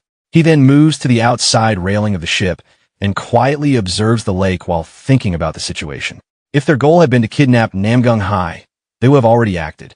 The fact that they have not taken action yet means something else must be happening. Looking toward the large buildings of the city, the protagonist considers the situation again. From what he has observed, there is a high possibility that the real target is not Namgung Hai, but the Namgung clan itself. Every one of the enemies detected has a level difference of at least 10 compared to him. Their true level could be 20 or even 30. If 4 people of that level are planning to invade the Namgung clan, it could lead to the clan's downfall. He realizes he is caught between 2 sides. Tang Wu stands with the Namgung clan, while the enemies preparing the attack are already ahead of him. Thinking about the situation, he remarks to himself that he is truly stuck between 2 opposing forces. With the ship approaching its destination, he decides he has to move before they arrive. The scene then shifts to several ships moving toward the Namgung clan city. Inside the city, a group of soldiers approaches a building. When they reach the entrance, one of the soldiers questions their leader, squad leader Gozangong, asking whether it is really necessary to keep checking everything along the way, suggesting that it feels excessive. The squad leader immediately reacts with anger, accusing the soldier of disobeying orders and asking if it is difficult to simply follow instructions and inspect every location. He grabs the soldier by the head. The soldier quickly tries to explain that he only meant it seemed like a waste of time. The leader responds that with the wedding approaching, it is natural to inspect the area repeatedly to ensure security. He then throws the soldier aside and orders him to stop complaining. Another soldier tells the complaining one to stop whining and hand over the lantern, asking if it is his first day. The 2 soldiers then proceed into the building. Watching them go, the squad leader complains to himself that the task is tedious. He remarks that a man should be cutting off enemy heads while singing, not wasting time on inspections, and says that if an enemy appeared, at least he would not be this bored. Inside the underground tunnel, the 2 soldiers walk forward with a candle lighting the way. One of them complains that everyone else is drinking while they are stuck doing this job, and asks the rookie what he thinks. At that moment, the protagonist suddenly appears and blows out the candle. The tunnel immediately becomes dark. One of the soldiers panics and shouts that there is an enemy. The protagonist instantly attacks, killing one soldier with his sword. The other soldier becomes terrified and tries to escape, but the protagonist quickly kills him as well. Outside the tunnel, the squad leader waits and begins to yawn. He wonders why the soldiers are taking so long and suspects they might be slacking off. He picks up a wooden torch and decides to enter the tunnel himself, saying he will deal with them when he finds them. As he walks deeper inside, he suddenly notices a severed human arm on the ground. Shocked, he realizes what it is and begins to panic. He calls out for the soldiers, shouting the names of the rookie and Dachel. Continuing deeper into the tunnel, he finally sees the scene ahead and becomes completely terrified. The protagonist is arranging the severed body parts of the soldiers he killed, placing them on spears while examining the pieces and searching for a missing arm.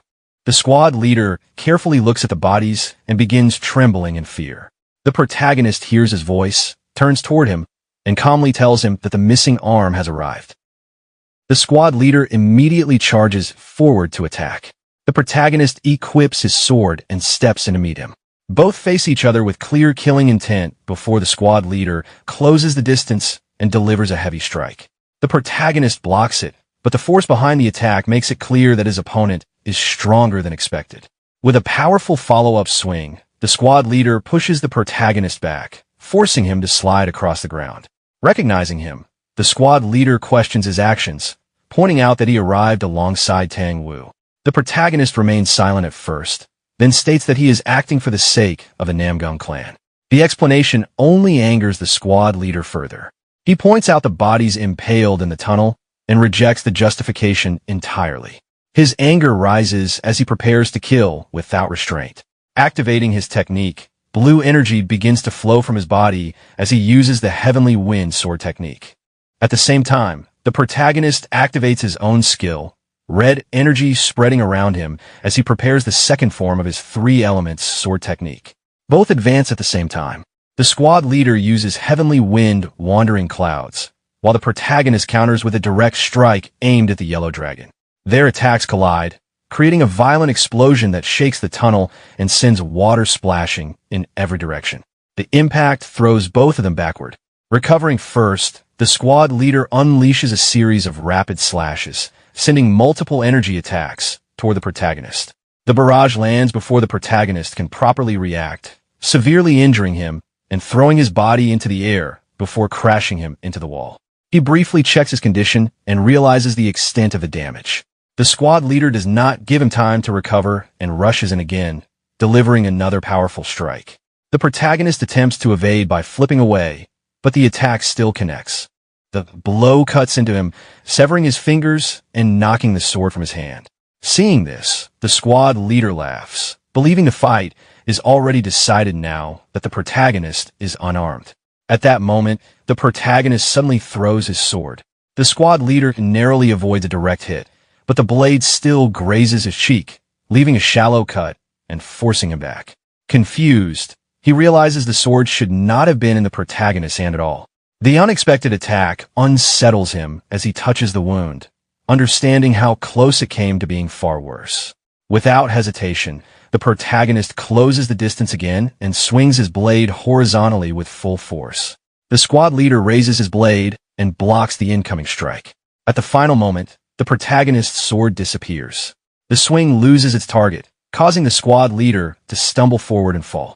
He quickly regains his footing, but fear sets in as he realizes the same phenomenon has happened again. Before he can react, the protagonist delivers a heavy blow to his head.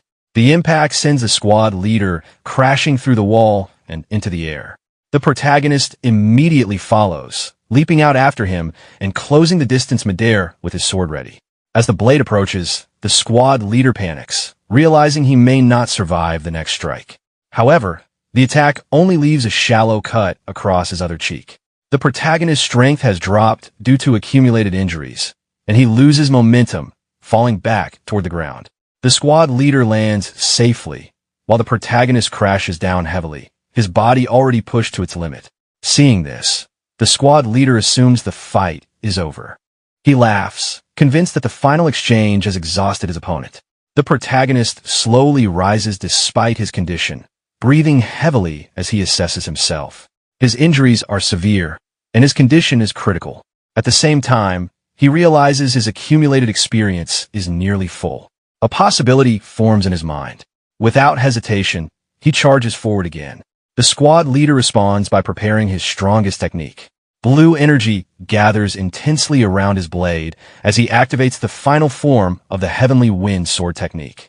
He swings, releasing multiple condensed energy attacks toward the approaching opponent. The protagonist continues forward despite the incoming strikes. The attacks land directly, cutting through him and severing both of his hands. His body collapses to the ground. The squad leader closes the distance and kicks him in the chest, pinning him down. Confident in his victory, he prepares to finish the fight and raises his sword toward the protagonist's head. At that moment, something feels wrong. The protagonist is still smiling. A faint blue glow begins to emerge from his mouth. As the squad leader notices it, his expression shifts, but he is too late to react. In the next instant, a blade shoots out from the protagonist's mouth and pierces straight through the squad leader's head. The attack lands cleanly, ending the fight immediately. The body collapses without resistance. The moment the kill is completed, the protagonist's condition changes. His strength increases, and his body begins to emit blue energy. A surge of light descends from above and strikes him, spreading outward in a powerful wave. The burst of energy expands across the surrounding area, illuminating the entire city. People throughout the city notice the sudden light and react in shock. Elsewhere, even those far from the scene notice the phenomenon. Back in the tunnel, the light fades. The protagonist stands among the remains of the battle. Around him, the The bodies he arranged form a deliberate pattern. He looks at it briefly, then spreads his arms slightly, satisfied with the result. Meanwhile, at the Danri clan estate, the entire compound is engulfed in flames. Buildings burn as attackers flood the grounds, overwhelming the clan's defenses. The defending soldiers are cut down one after another, unable to resist the assault. In the midst of the chaos, Danri Chunwoo appears with his sword drawn. He looks around, trying to understand the sudden destruction. From within the fire, a figure steps forward and approaches him. As the person comes into view, the clan leader is visibly shaken. He demands to know their identity and the reason for the attack, but before he can finish, the attacker strikes. The blade cuts through his neck in a single motion. His head falls, followed by his body collapsing onto the ground. The attacker turns away from the corpse and looks toward the burning estate. He delivers a message to be passed along, stating that the Danri clan has been wiped out and that the stratagem should begin. Elsewhere, in a forest, Pega Hyol finishes his activity and pushes aside the woman beside him.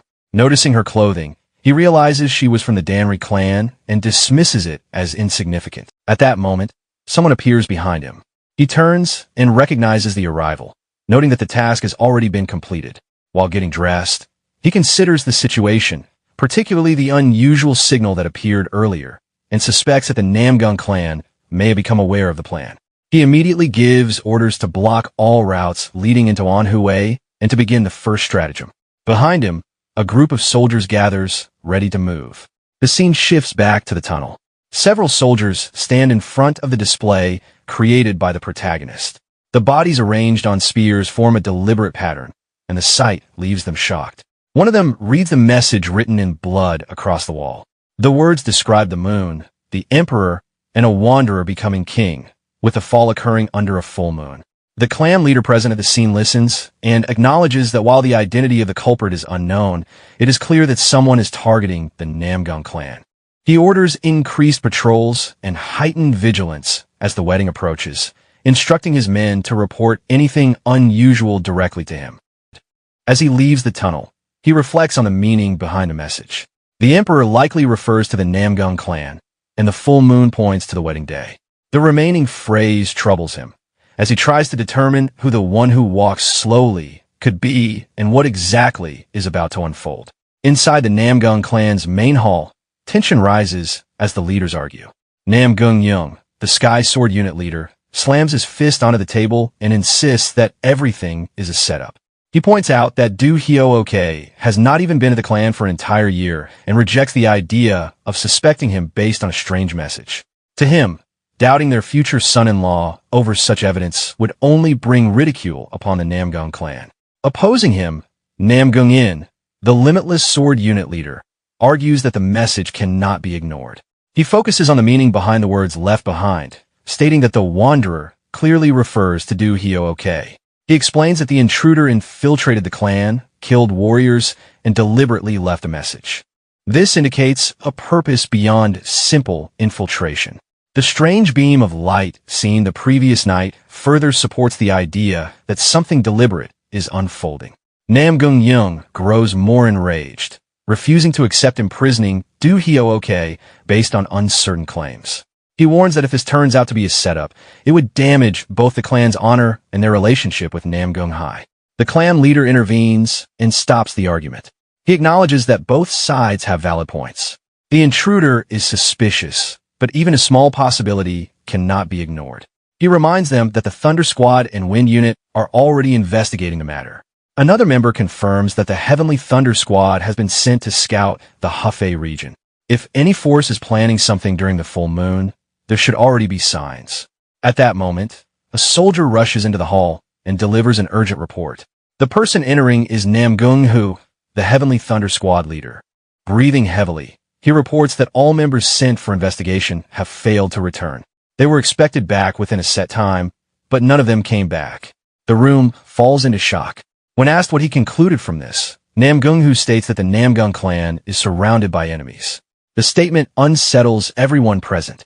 Namgung Young immediately demands to know who could possibly surround them. The clan leader begins to consider possibilities, but dismisses known forces such as the Yangtze groups, as they would not move inland and are already under truce. Nam Gung-yung questions what kind of force could even gather enough manpower in Anhui to encircle the Namgung clan. Nam Gung then arrives at a conclusion. There is only one force in all of Murim capable of such a feat, the Heavenly Demon Castle. The scene shifts away. Moving through the city toward the Namgung clan castle, the protagonist walks calmly. The words left behind earlier repeat in his mind, forming a clear pattern. He stops briefly, a faint smile appearing on his face as he repeats the meaning to himself. The full moon approaches, and the pieces of the plan begin to align. At the Namgung clan's training ground the next morning, the protagonist stands alone, forming a hand sign as blue energy begins to radiate from his palms. He closes his eyes and focuses inward. The flow of chi inside his body begins to move along the pathways that were forcefully created during the ritual. As he concentrates, the previous battle inside the tunnel replays vividly in his mind. Within that mental reconstruction, he faces the squad leader again. He watches each movement carefully, dodging an incoming strike. The sequence continues as the opponent attacks again. This time he avoids the initial blow, but is still struck at the final moment and slammed into the wall. He recognizes the flaw immediately. If the timing of the opponent's techniques had been more precise, the outcome would have been complete defeat. Understanding this, he begins adjusting his movements within the imagined battle. He activates every pressure point in his body and responds differently. This time, his counterattack lands cleanly. The strike overwhelms the opponent, severing his limbs and sending him crashing through the wall. He follows through, stepping out into the open space of the imagined battlefield and confirming the result of the fight. With that, the mental simulation ends. Back in reality, he exhales and steadies himself. The training has allowed him to analyze and internalize the flow of the battle. The temporary pathways created in his body have already begun to show their effectiveness. Even though they are artificial, the understanding gained through repetition is being embedded into his movements. With enough practice, he realizes he can reproduce martial techniques instead of merely imitating them. While focusing the energy between his palms again, a new realization forms regarding his current growth. At that moment, information appears before him, indicating that he has reached a new stage. His level has increased enough to unlock a class change condition. The requirement is clear. He must defeat 100 enemies of level 10 or higher. He assesses the condition calmly. The enemies he faced recently fall within that range, but even then, the fights were not easy. The last opponent was significantly stronger, and reaching the required count will not be simple. Before he can continue his thoughts, a loud explosion erupts from a nearby building, breaking the silence of the training ground. The scene shifts to earlier. Du Hyo-ok walks through the area near the tunnel entrance where the bodies were discovered. The place is now heavily guarded, with a large number of warriors securing the surroundings. He observes the situation briefly, taking in the increased security, then turns and walks away without drawing attention. As he moves through the city, he reflects on the sudden changes. The appearance of the bright signal has tightened security and drawn more forces into the area. The situation has become unstable, and he realizes that he needs to relay this development to the others as soon as possible. As Du Hyo-ok moves through the area, a voice suddenly calls out to him. He turns and recognizes Nam Gung-in, the Mu-ae Sword Division leader. The unexpected encounter immediately puts him on alert, though he maintains a calm expression. He offers a casual explanation, claiming he came to check the so-called blessing light that had appeared earlier. Nam Gung-in listens and responds lightly, but his tone carries intent. At a subtle signal, the surrounding soldiers prepare themselves, gripping their weapons. Du Hyo-ok does not respond further. Seeing the silence as confirmation, Nam Gung-in orders him to come along to the Emperor's Hall, making it clear that refusal is not an option. He turns and begins to leave with his men. For a brief moment, Du Hyo-ok remains still. Then, under his breath, he mutters that he had finally found Shell he liked. His expression shifts, and he acknowledges that he has been discovered. Nam Gung-in reacts instantly, drawing his sword and moving in to attack. At that exact moment, a massive explosion erupts from the direction of the Emperor's Hall. The shockwave draws everyone's attention, and all eyes turn toward the source. The destruction is immediate and overwhelming. Before anyone can process it, a powerful presence emerges behind Nam Gung-in. Du Hyo-ok rises into the air, his body radiating intense golden energy. The shift in presence is undeniable. Namgung is visibly shaken as he turns to face him. Without hesitation, Du Hyo-ok points his sword forward and releases a condensed lightning attack. The strike lands instantly, engulfing the area behind Namgung and causing massive destruction. The explosion draws civilians from nearby areas. As they gather and witness the scene, confusion quickly turns into fear when they recognize Du Hyo-ok.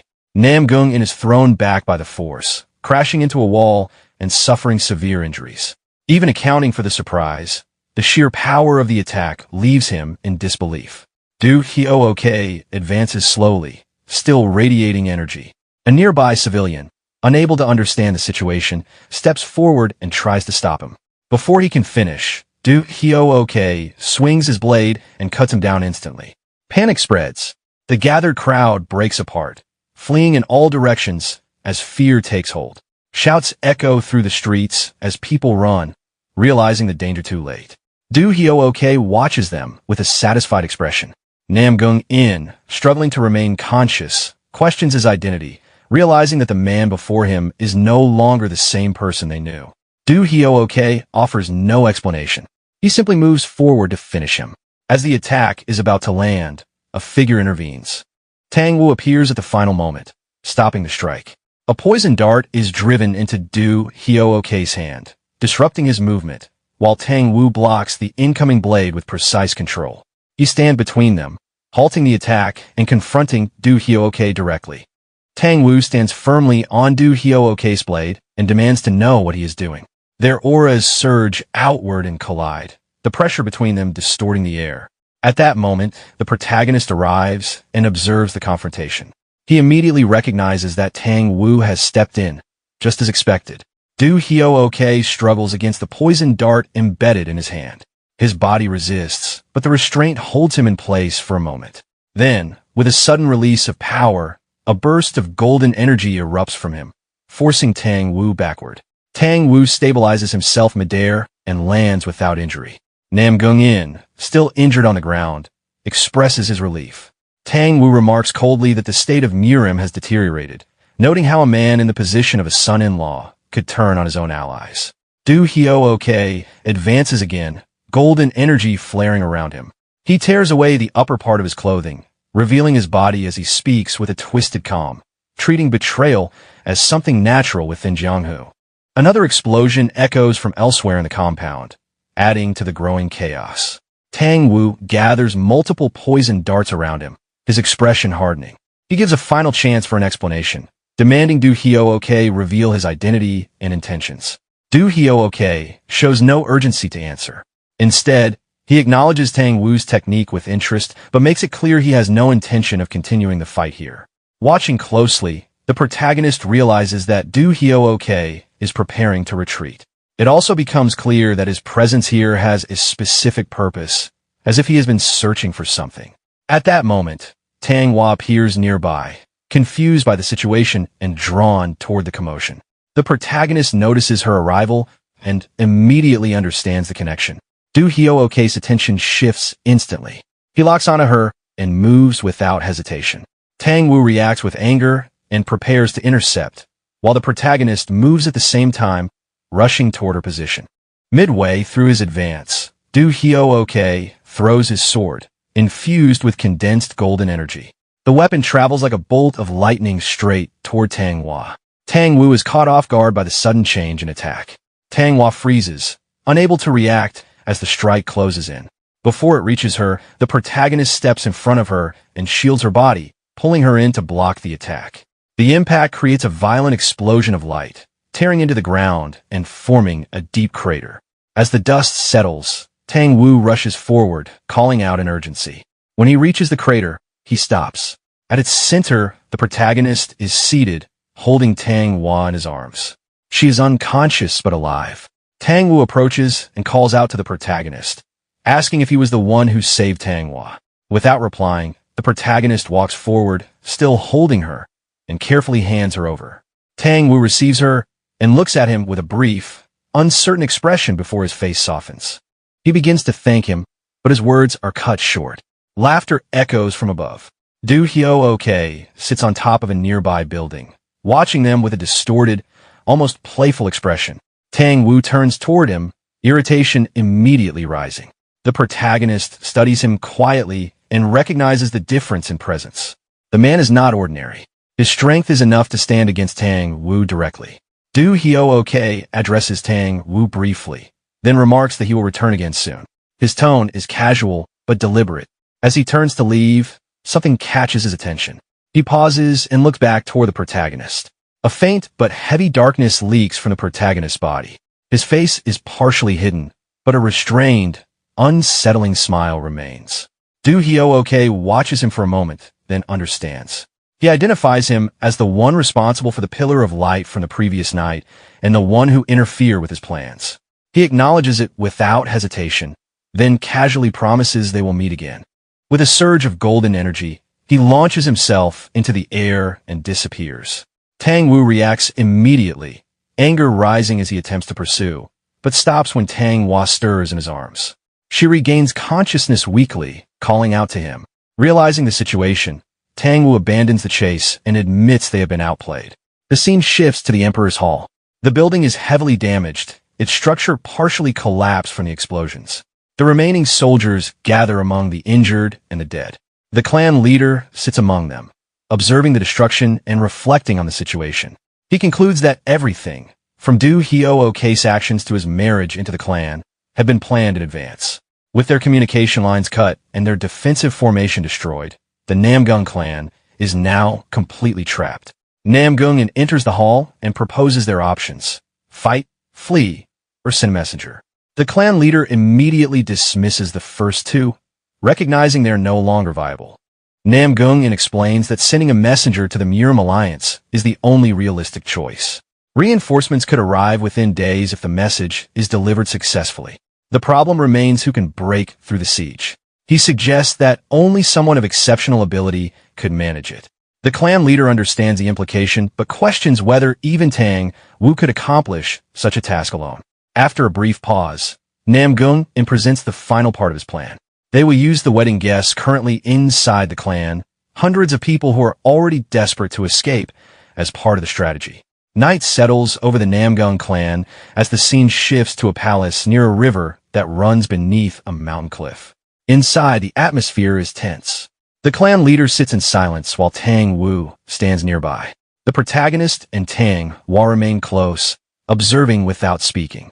The clan leader glances toward the protagonist and questions his presence. Tang Wu answers directly, stating that the boy now carries the Tang family name and can be trusted, urging him to continue without concern. After a brief pause, the clan leader lowers himself and makes a formal request. He asks Tang Wu to leave with the wedding guests through Soho Lake and secure reinforcements. Tang Wu reacts with irritation, immediately pointing out the cost of such a plan. He knows that many would die attempting it. Still, he does not reject the idea outright. The clan leader explains further. If they travel by water from Soho Lake to the Yangtze River, they can seek aid from the 18 strongholds that control the waterways. Preparations have already been made, ships have been deployed, and the clan's guests and servants have been gathered at the southern water gate. Tang Wu processes this and asks when they are to depart.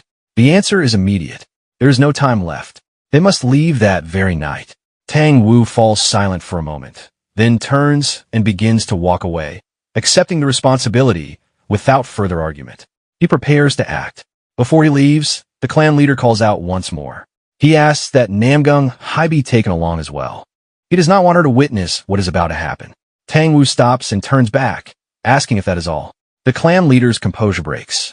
Fear shows clearly as he admits the truth. He is not certain the clan can survive what is coming. There is doubt that they can even endure for 10 days. Tang Wu responds sharply, his anger rising.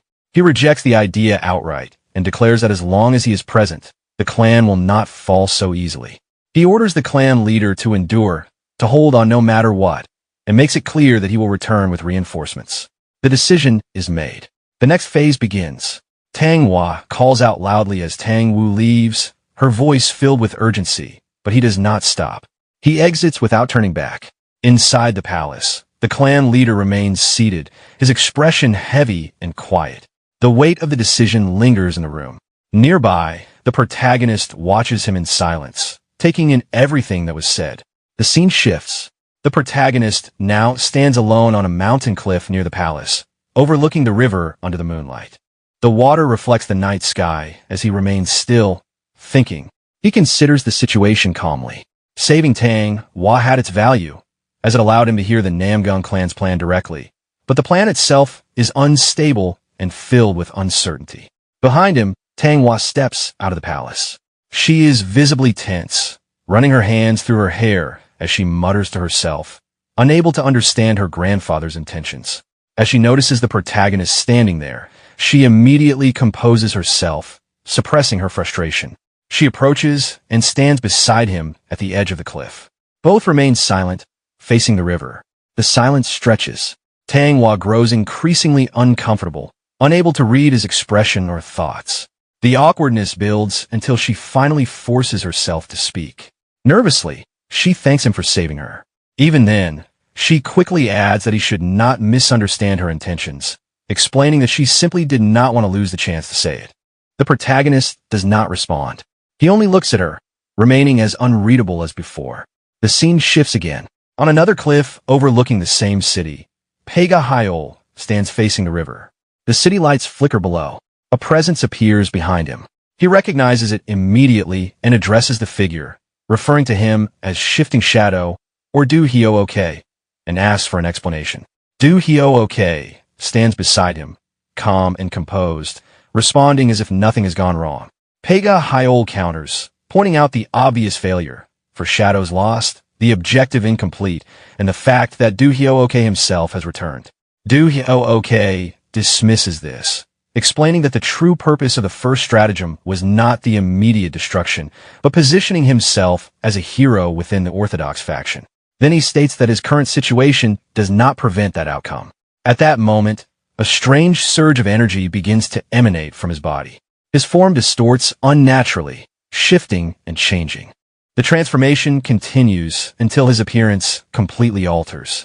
Within moments, he takes on the form of Namgung Hai. Standing there in her likeness, he calmly explains that in this form, he no longer needs the original. With her identity, he can naturally position himself as the successor of the Namgung clan. Yahello watches, visibly shocked, as the realization sets in. Yahello bursts into loud laughter, his voice echoing across the cliff. His reaction is unrestrained as he calls the plan insane, yet praises it at the same time. As his laughter settles, he studies the transformed figure more carefully and comments on the appearance, noting that the reputation of Anhue's first beauty is not exaggerated. His gaze lingers in a way that makes his intent clear. Do Hyo OK pauses, visibly taken aback for a brief moment. Then his expression hardens, irritation turning into open anger as he snaps back at him. Yahello, however, remains unfazed, brushing it off with crude indifference. To him, appearance alone is enough, regardless of anything else. The tension between them spikes instantly. Their auras flare, colliding in the space between them as hostility rises. Before it escalates further, a hawk descends from above. Both of them shift their attention to it. The bird lands calmly on Yahello's wrist. Do Hyo OK immediately recognizes the source of the message. After reading it, Yahello confirms that the ships have already set sail. He releases the hawk back into the sky and decides to move, asking what Do Hyo OK intends to do next. Do Hyo OK answers that he will follow the hawk. Yahello questions the decision, suggesting that returning to the Namgung clan would be more worthwhile. Do Hyo OK disagrees, stating that something more interesting lies elsewhere. Yahello presses further, mentioning Tang Wu and dismissing the idea that a single master could outweigh the importance of the entire Namgung clan. Then something clicks in his mind. He recalls the strange pillar of light and realizes there might be a connection. He demands to know if Do Hyo OK has identified its source. Do Hyo OK refuses to answer. Without giving anything away, he launches himself into the air and disappears. Yahello calls out after him, but there is no response. Left alone on the cliff, he stands in irritation as the situation slips beyond his control. The scene shifts.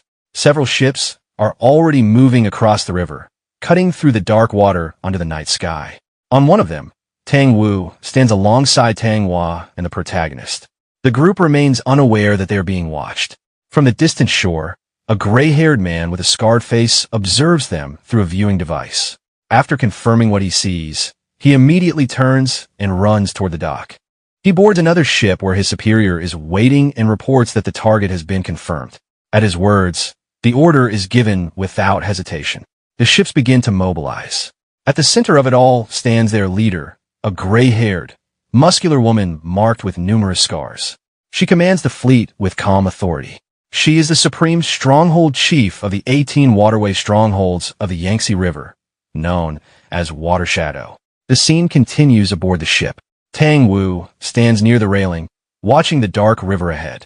The protagonist glances toward Tang Hua and Namgung Hai, quietly assessing the situation. In his mind, he reaches a clear conclusion. No matter how powerful Tang Wu is, in a true life-and-death situation, the two girls would become a burden. And if a choice had to be made between the three of them, he knows he would be the one abandoned. With that understanding, he prepares himself mentally. The ships continue moving forward across the river. Tang Wu remains focused on the surroundings. After a long stretch of silence, he notes that something feels wrong. There has not been a single sign of enemies along the route. Given the scale of the force capable of surrounding the Namgung clan, such an absence does not make sense. He immediately orders precautions. At his command, the speed of his ships is reduced. As the crew adjusts the sails and movement, one of the workers suddenly notices something in the distance and calls out. Lights appear ahead. Everyone looks forward. Dozens of brightly lit ships are approaching them across the water. Excitement spreads instantly among the passengers. Many assume that reinforcements have arrived, believing the Namgung clan's message must have reached its allies. Relief begins to spread across the ships. Tang Wu, however, does not react the same way. He narrows his gaze and studies the approaching fleet more carefully. The flags become visible, revealing the identity of the incoming force, the 18 waterway strongholds of the Yangtze River. For a brief moment, it seems to match what was expected, but something feels off. Tang Wu notices the number of ships and their formation. Instead of approaching like reinforcements, they are positioned in a way that blocks the path ahead. He processes it quickly. There were no enemies along the route, and now an entire fleet stands directly in their way. The realization begins to settle that this is not a rescue. Tang Wu's expression hardens as the realization fully sets in. He immediately raises his voice and warns everyone that the incoming fleet is not there to help. The excitement among the people breaks into confusion as he urgently orders them to turn the ships around. His tone leaves no room for doubt. These are enemies, and they need to retreat at once.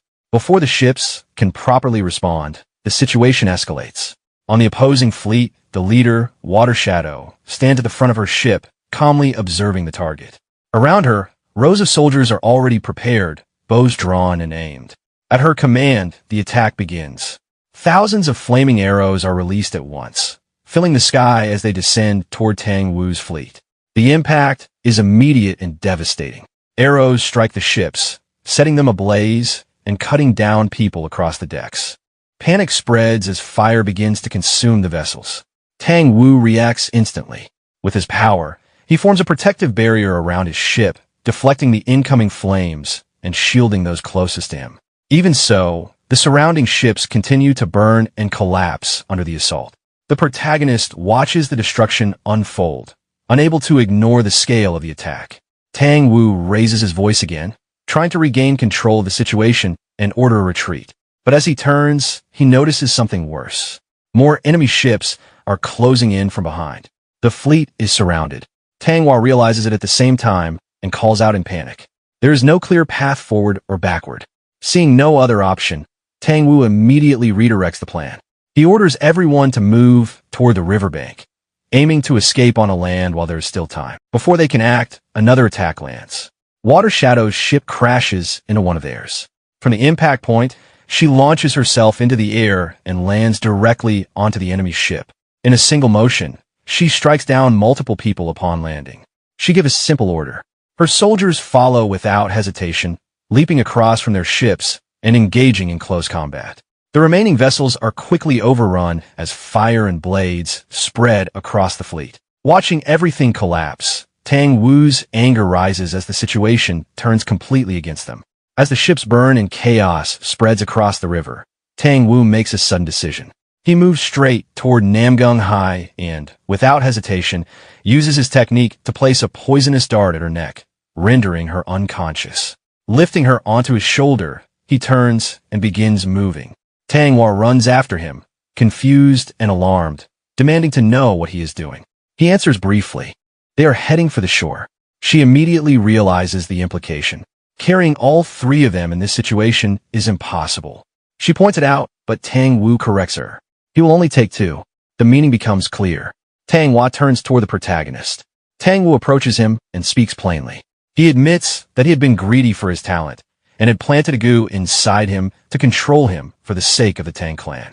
But now, he acknowledges that he has grown attached in a way he did not intend. Even so, his decision does not change. He states it without hesitation. He will not kill him, but he will not save him either. With that, Tang Wu steps onto the railing of the burning ship. Tanghua hesitates, clearly torn, but the situation leaves no room for choice. After a brief moment, she turns away and follows him. Tang Wu leaps from the ship toward the distant shore, carrying Namgung Hai. After a final hesitation, Tanghua also jumps, leaving behind the burning wreck. The protagonist remains alone. The flames crackle around him as the ship continues to collapse. He stands still for a moment, then his expression shifts slightly. With no one watching, he quietly remarks that it is time to begin. At that moment, an enemy soldier lands on the ship and charges toward him. The protagonist draws his sword and cuts him down in a single strike. Without pause, he grabs the body and drags it into a nearby room.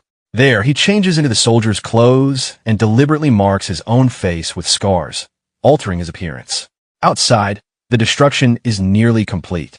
The enemy forces continue their sweep, ensuring no survivors remain. Soon after, the protagonist steps onto another ship where enemy soldiers are finishing off the remaining people. One of them notices him and calls out, seeing his battered appearance. The protagonist looks at him and responds calmly, with a faint, controlled smile, stating that he is fine. Meanwhile, the surviving passengers from Tang Wu's fleet desperately swim toward the shore, struggling through the burning wreckage in waves. At the same time, Tang Wu continues gliding through the air toward the island while carrying the unconscious Namgung Hai. As he nears the shore, he suddenly notices lights waiting below. Figures holding fire lamps stand hidden along the coastline. The moment he recognizes them, his expression darkens. The forces of the Heavenly Demon Castle had already positioned troops on land as well. Before landing, Tang Wu immediately activates his poison dart technique. A violent burst of energy erupts around him as countless poison darts shoot downward toward the waiting enemies. The projectiles tear through the shoreline forces and kill them almost instantly. After clearing the path, Tang Wu lands on the ground and exhales briefly. Soon after, the remaining survivors reach the shore in terrible condition. Tanghua and Ji Daihyo arrive exhausted alongside the others. Without wasting time, Tang Wu begins moving deeper toward the forest while carrying Namgung Hai over his shoulder, ordering everyone to hurry. The survivors quickly follow behind him. The scene shifts back to the enemy ships. Disguised among the enemy soldiers, the protagonist stands quietly while a notification appears before him. The class advancement quest updates. His current completion count rises to 18 out of 100. Seeing the number, he immediately realizes that some of the enemies killed during the battle met the quest conditions. Before he can think further, one of the enemy soldiers notices the state of his face and throws him a cloth, telling him to at least cover himself. The protagonist calmly accepts it and wraps the cloth around his face. At that moment, a large, rough-looking man with twisted hair and a heavy beard steps onto the ship. His appearance immediately changes the atmosphere. The surrounding soldiers bow at once, addressing him as the Vice Stronghold leader. He casually looks around at the blood-covered ship and comments on the slaughter before asking for a report. One of the soldiers explains that everyone aboard the ships has been killed, but Tang Wu and several survivors managed to escape onto the shore.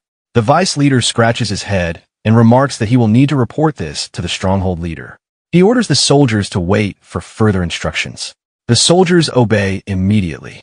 From a distance, the protagonist silently watches the exchange, gathering information. Elsewhere on the fleet, Water Shadow stands near the railing of her ship, staring out toward the dark shoreline. The vice leader approaches her and stands at her side. Without even turning toward him, Water Shadow remarks that he is late and addresses him directly as Shifting Shadow. He reacts with slight surprise, asking if she already knew. Water Shadow explains that Ash Shadow had informed her beforehand. Then she calmly adds that no matter what form he takes, man or woman, his smile never changes. The man standing in the appearance of the Vice Stronghold leader was not truly the Vice leader at all, but Shifting Shadow in another disguise, the demonic form of Do Hyo-ok. After hearing Water Shadow's words, Shifting Shadow calmly remarks that he will remember it. He then asks what they plan to do about Tang Wu. Water Shadow explains that everything is proceeding according to plan. Tang Wu is being driven towards Xianzheng Mountain, a place formed between steep mountains and valleys. There, he will eventually be cornered against a cliff with nowhere left to escape. Shifting Shadow immediately understands the trap. With a chaotic smile, he remarks that Tang Wu is likely climbing toward his own grave without even realizing it. Water Shadow tightens her grip on her weapon and orders the remaining forces to prepare for departure. As Shifting Shadow turns to leave, he casually comments that one of the 10 greats facing 2 shadows, or possibly 3, is already excessive, though certainty is always preferable. Then he suddenly pauses. He asks Water Shadow if she has seen anyone unusual, someone with pitch-black eyes, or perhaps a martial artist whose techniques emit light. Water Shadow replies that she has not. As he walks away, Shifting Shadow quietly thinks to himself that every route has already been sealed off, yet the person disappeared without a trace. Still, he concludes that a large enough massacre will eventually reveal the answer. The scene shifts to the mountains of the island. Deep within the forest, a group of enemy soldiers suddenly appears in front of the Black Crow unit. Before the enemy can even attack, Tang Wu reacts instantly. Poisonous darts burst from his technique and sweep through the soldiers, killing the entire group in moments. The sheer brutality of the attack terrifies the remaining members of the Black Crow unit. Even G.I. Daehyo is shocked by how effortlessly Tang Wu eliminated the enemies. Without slowing down, Tang Wu continues moving deeper into the forest while carrying Namgung high over his shoulder. Tang Hua and the others follow behind him. As he walks, he tells G.I. Daehyo that they will continue advancing. G.I. Daehyo watches him move farther ahead, then turns toward his own exhausted unit. Irritation and helplessness show on his face. Finally, he orders the soldiers to rest briefly. The weary soldiers immediately collapse onto the ground to recover. Leaning against a tree, G.I. Daehyo silently reflects on the situation. More than half of the Black Crow unit is already gone, perhaps even more. Danri Hui, who is supposed to join them, has disappeared entirely. At this point, even the survival of the unit itself is uncertain. He realizes they need to return to the Danri clan as quickly as possible.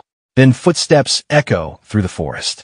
G.I. Daehyo instantly becomes alert. He draws his sword and orders the remaining soldiers to prepare for battle.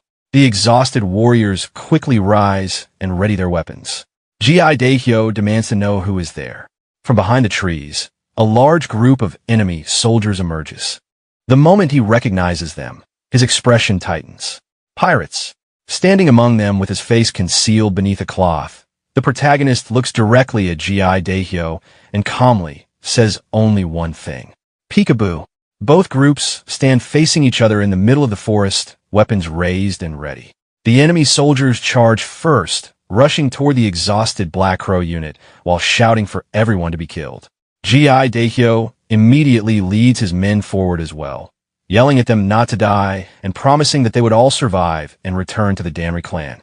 The two forces collide violently. In the middle of the chaos, the protagonist suddenly rushes straight toward G.I. Daehyo. His sword swings down with immense force. G.I. Daehyo blocks the attack, but the impact drives him backward across the ground. While struggling to stabilize himself, he realizes his body is already nearing its limit and understands that the fight must end quickly. Without hesitation, G.I. Daehyo activates his martial art. Blue energy erupts from his body as he uses the single stream 10-sword style, flying swallow 10 successive swords. The energy spreads through the battlefield like sharp streams of sword force, attacking from multiple directions at once. At first, the protagonist struggles to follow the strange, tentacle-like sword energy, but he quickly adjusts. He narrowly dodges and blocks the incoming attacks one after another. As he continues focusing on G.I. Daehyo's movements, his vision sharpens. Now, he can clearly see the path of the sword. From midair, Yahello charges again and mocks the tricks being used against him. This time, the protagonist perfectly intercepts the attack. In the same motion, he drives a powerful kick into Yahello's face, sending him flying upward from a force.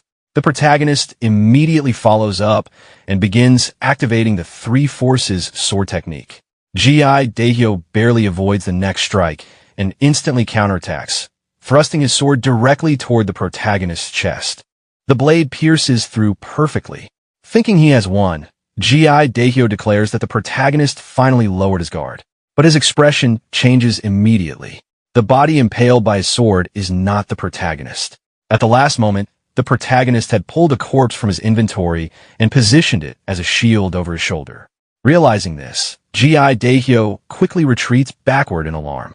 He cannot understand how the attack failed despite landing cleanly.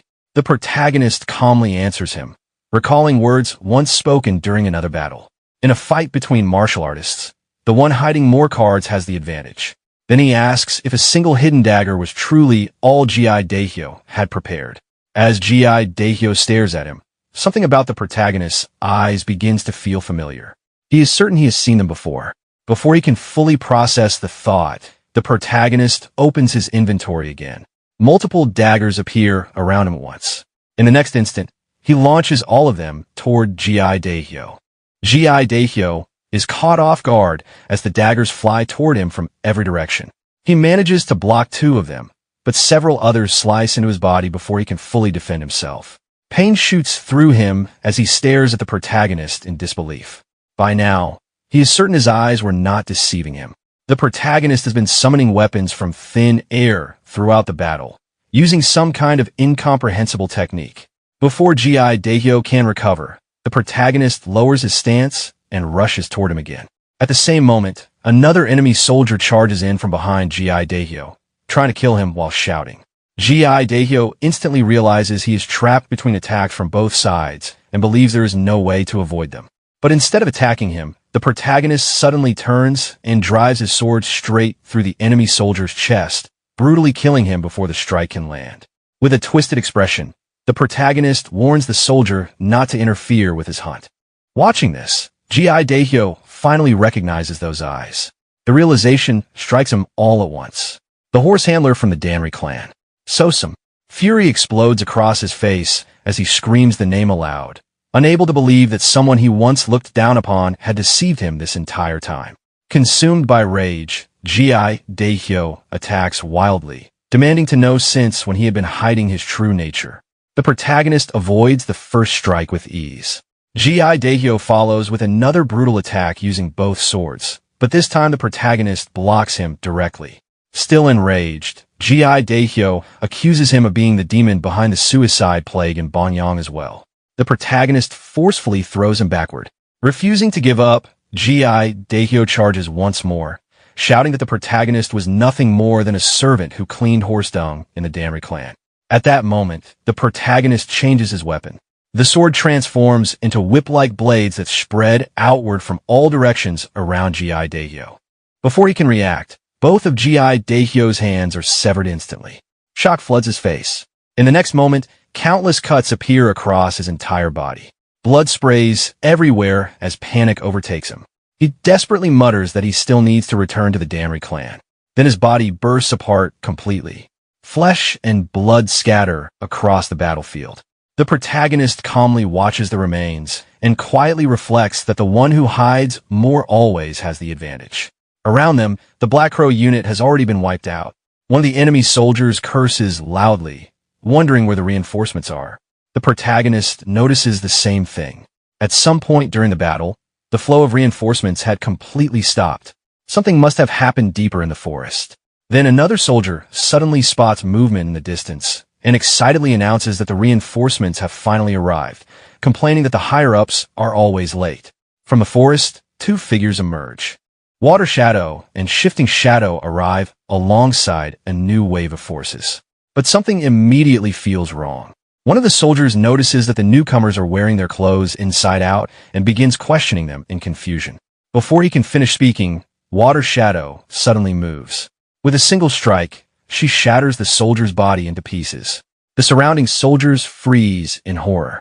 Standing amidst the blood, Water Shadow smiles coldly and gives the order. Leave none alive. Slaughter everyone. Meanwhile, the forces that arrived with Water Shadow suddenly turn on their own allies.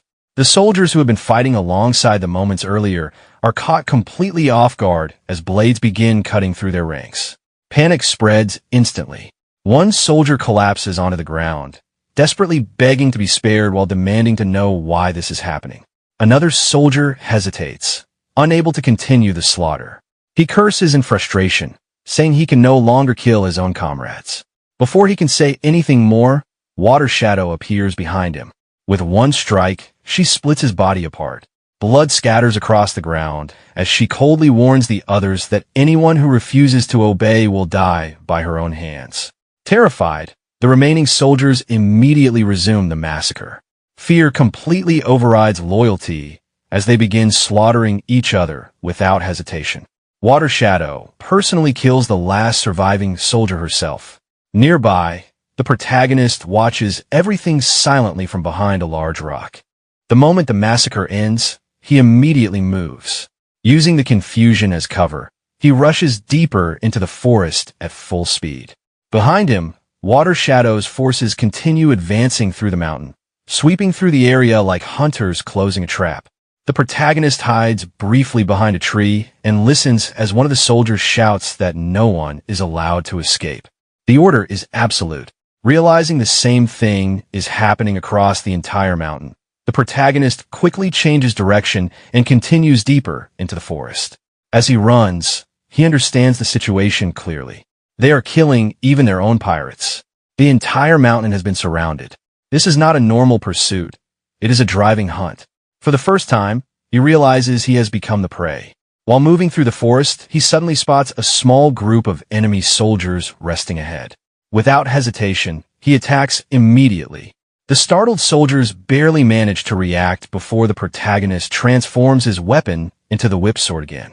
In one precise strike, the blades sweep through the group and kill every soldier instantly. He lands lightly on the ground afterward and checks his status window.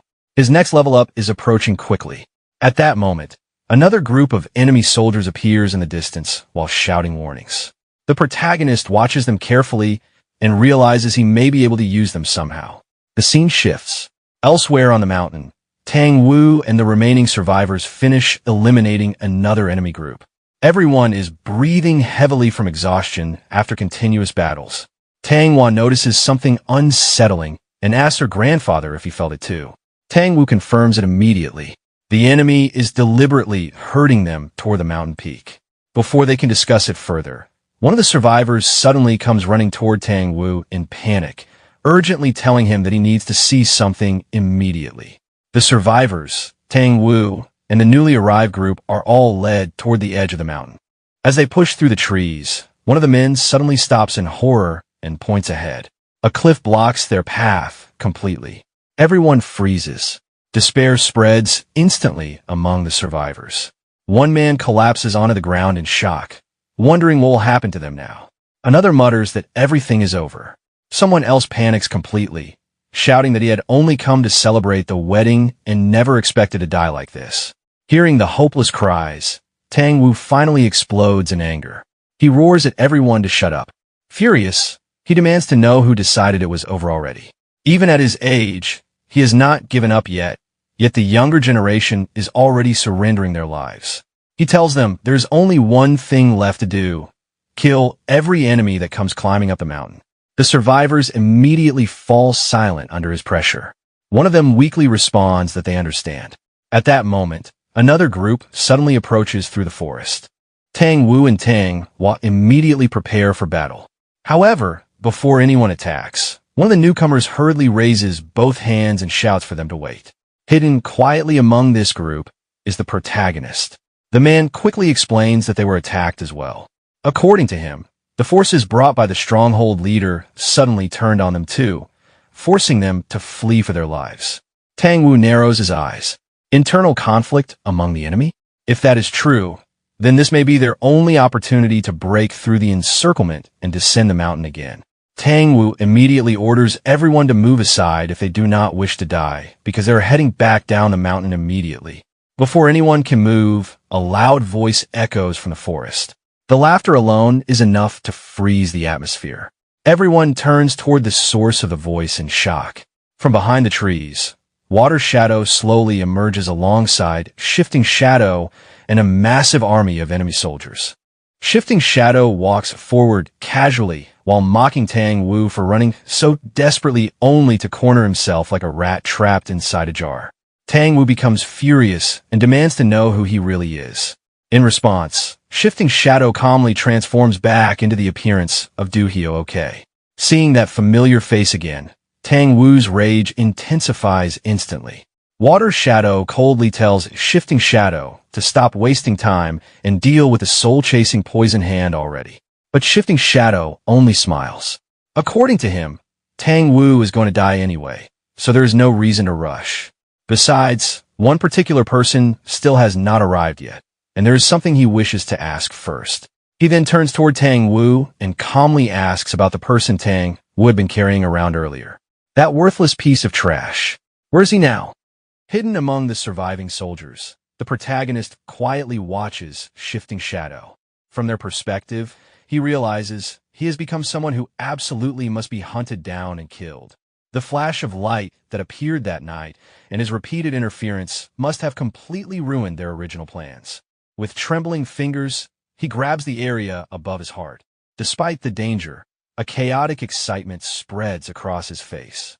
Meanwhile, Shifting Shadow slowly scans the surroundings. An expert capable of unleashing a light like that could not possibly have died so easily. He is certain the person is still somewhere nearby. He suddenly shouts loudly into the mountain. If that person is hiding, they should come out immediately. He reminds them that he already said they would meet again. If they do not reveal themselves before he finishes counting to 3, at that exact moment, the protagonist draws his whip sword. With a single precise strike, he instantly cuts down several of Shifting Shadow's soldiers. Shifting Shadow immediately notices him and breaks into a twisted smile. Finally, he found him. But before anyone can react further, the protagonist opens his inventory. A massive beam of blue light erupts from the ground. The sudden flash blinds everyone present. Shifting Shadow instinctively shields his eyes. When the light fades, the protagonist and the corpses he had just created are gone completely. Shifting Shadow stares at the empty space in shock. He disappeared. Recalling the brief moment before the light vanished, Shifting Shadow remembers seeing a shadow moving within it. His eyes slowly shift toward the cliff nearby. He immediately leaps toward the edge and looks down below. Even Tang Wu would not survive such a fall unharmed. Did he commit suicide? Or perhaps, before he can finish his thoughts, Namgung Hai slowly regains consciousness behind him.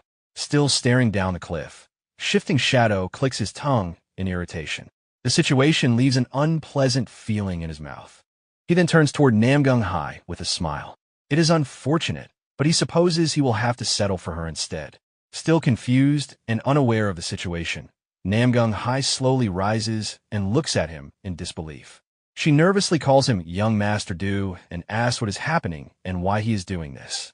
Shifting Shadow mockingly asks whether she has always been too foolish to understand the situation around her. At that moment, Tang Wu immediately steps in front of both Tang Hua and Namgung Hai. He orders them to fall back because the enemies are coming.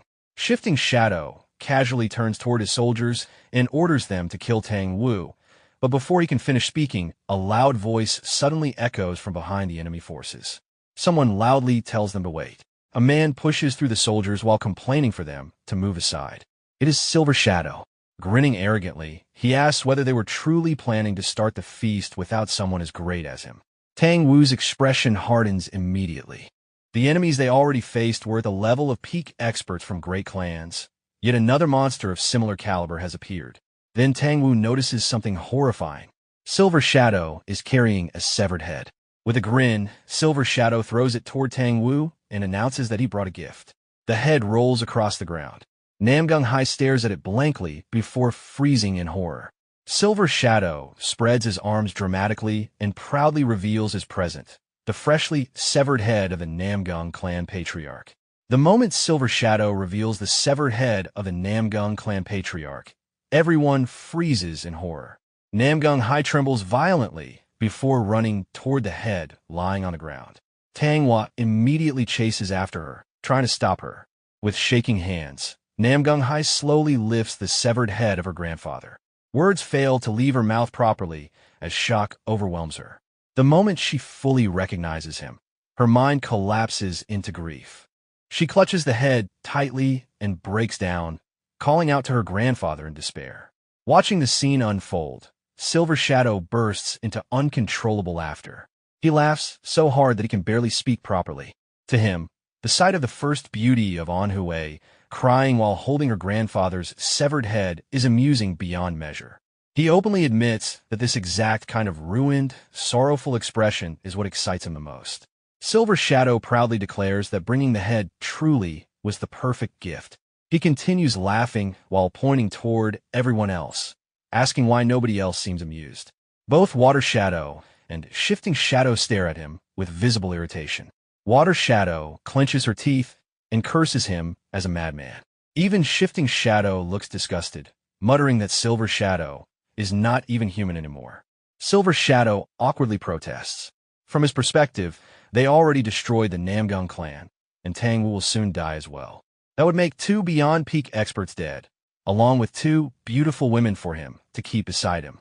At that moment, Tang Wu suddenly activates the Dragon Phoenix Golden Needles.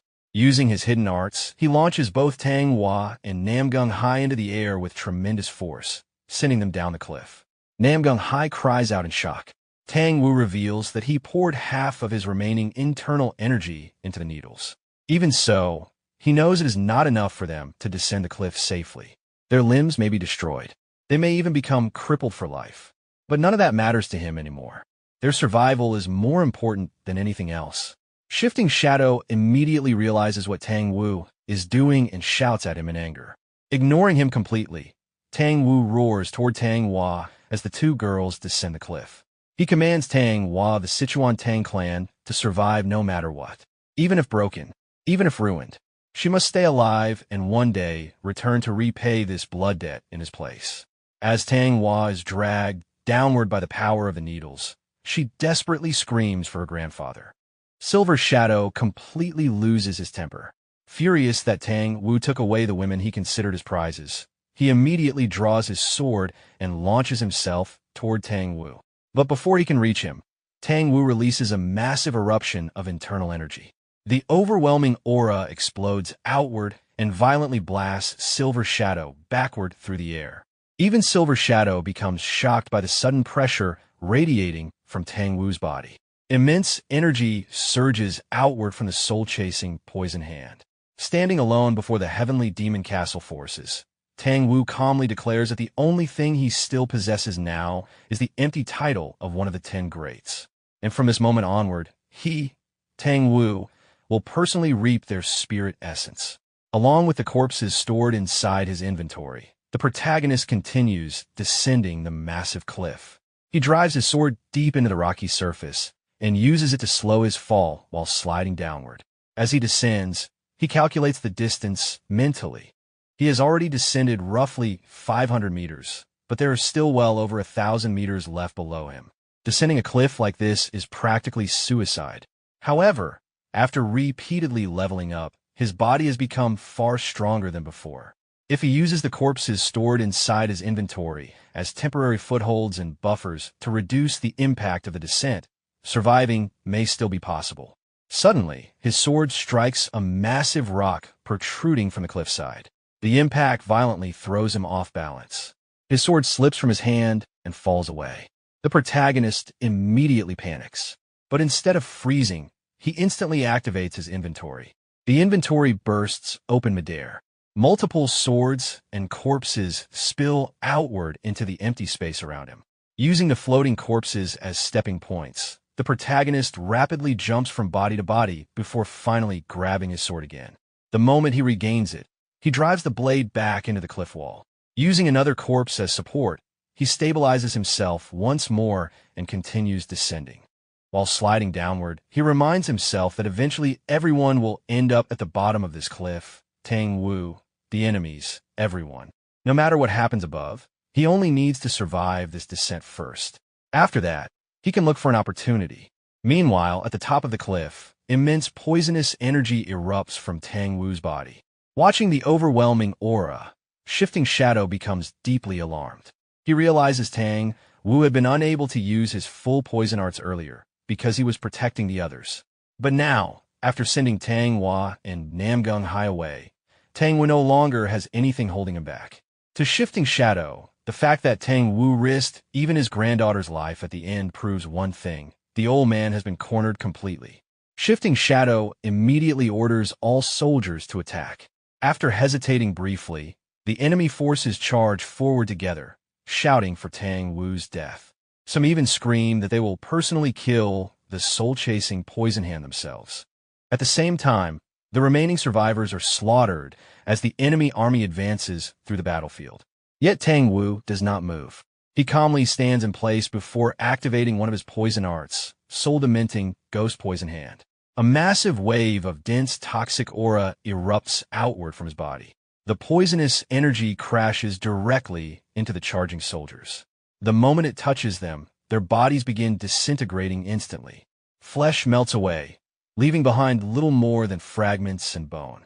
The dying soldiers scream in agony as the toxic aura consumes them alive. Seeing the incoming poisonous wave, Shifting Shadow immediately shouts for the others to block it. Shifting Shadow, Water Shadow, and Silver Shadow all raise their weapons and defend themselves with protective energy. Even while resisting the poison, they are forced backward by the destructive force. The surroundings are devastated completely by Tang Wu's attack. Watching the destruction, Shifting Shadow is genuinely shocked. If they had not consumed antidote beads beforehand, even they might have melted alive under that poisonous aura. Meanwhile, Silver Shadow suffers heavily from the poisonous aura released by Tang Wu. Coughing violently, he stumbles backward as the poison rapidly spreads through his body. He can barely breathe and cannot understand how the others remain unaffected while he alone is suffering. Without hesitation, Water Shadow throws a small antidote bead toward him. Silver Shadow quickly swallows it. Almost instantly, the poison inside his body stabilizes and disappears. Relieved, he gasps for air and complains that the others kept such useful items to themselves. At the same time, Tang Wu grabs one of the surviving enemy soldiers by the head. The terrified soldier desperately begs for someone to save him. Tang Wu crushes the man's skull without hesitation and throws the corpse aside. He then turns toward Shifting Shadow, Water Shadow, and Silver Shadow. Seeing the antidote bead, Tang Wu immediately understands. They came fully prepared to kill him from the very beginning. Even so, he reminds them that the person standing before them is one of the 10 greats of Murim. Did they truly believe a mere antidote bead would be enough to stop Tang Wu? The overwhelming confidence in his voice causes all 3 shadows to tense up. Before any of them can react further, Tang Wu suddenly launches himself forward at terrifying speed. In an instant, he appears directly before them. Even Shifting Shadow is caught off guard by the speed. At that moment, Water Shadow reacts first. She swings her weapon with tremendous force and strikes Tang Wu directly, blasting him backward through the air. Believing she successfully broke through his defense, she smiles confidently. However, even while being launched backward, Tang Wu flicks a poisonous dart toward her. Water Shadow is startled by the sudden counterattack. But before the dart can reach her, Shifting Shadow intercepts it with his hand. He mocks Tang Wu, claiming that hidden weapons alone could never work against them. Then suddenly, the dart transforms into a metallic golden lotus.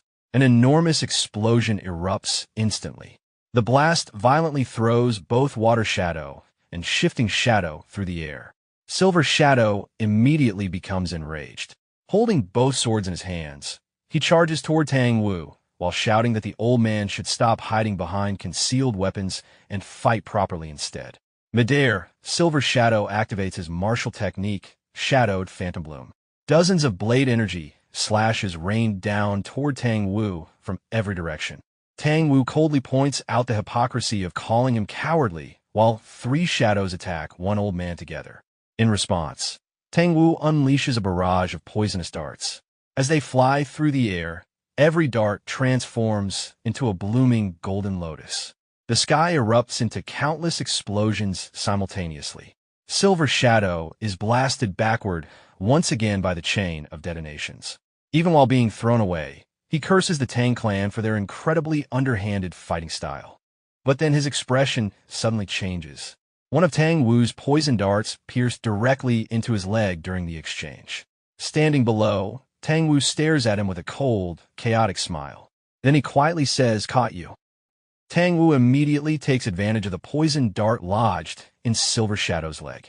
Using internal energy, he creates a thin energy thread connected directly to the dart.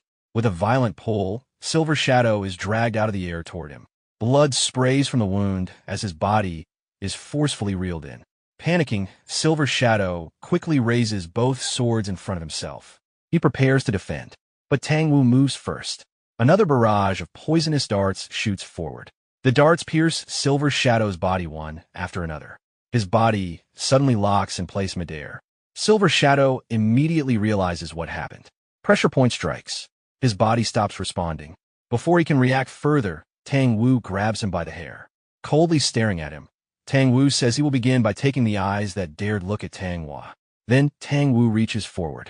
Without hesitation, he tears one of Silver Shadow's eyes out with his fingers. Silver Shadow releases a scream filled with pain. At that exact moment, a burst of lightning appears behind Tang Wu. He turns immediately. Shifting Shadow is already there. Before Tang Wu can fully evade, Shifting Shadow unleashes a palm strike. Tang Wu avoids a direct hit, but the attack still tears through part of his ear. Tang Wu instantly realizes something. The saber techniques were only a disguise. Shifting Shadow's true specialty was palm arts all along. Lightning gathers around Shifting Shadow's body as he closes in. Furious, he attacks. Activating Thunderclap 100 Strikes Palm. A barrage of condensed palm strikes floods toward Tang Wu. Tang Wu counters immediately. Activating Delusional 6 Acupoint Blood Hand. Dense green poisonous energy surges forward. The two attacks collide. An enormous explosion tears through the battlefield. But this time, Tang Wu is pushed backward. His expression changes. His internal energy is running low. Shifting Shadow notices immediately. With a twisted smile, he tells Tang Wu that his internal energy is finally reaching its limit. Nearby, Silver Shadow remains kneeling on the ground. Poisoned, bleeding, half-blind. Using one sword to support himself, he stares toward the battle. He mutters that he cannot see properly anymore. His precious eyes, the eyes he used to admire beautiful women, were ruined. At that moment, Shifting Shadow raises his weapon from afar and shouts at Tang Wu. Then Silver Shadow suddenly moves. Using his remaining strength, he throws his sword. He roars that if he is going down, Tang Wu is coming with him. The sword cuts through the battlefield. Even Shifting Shadow is surprised.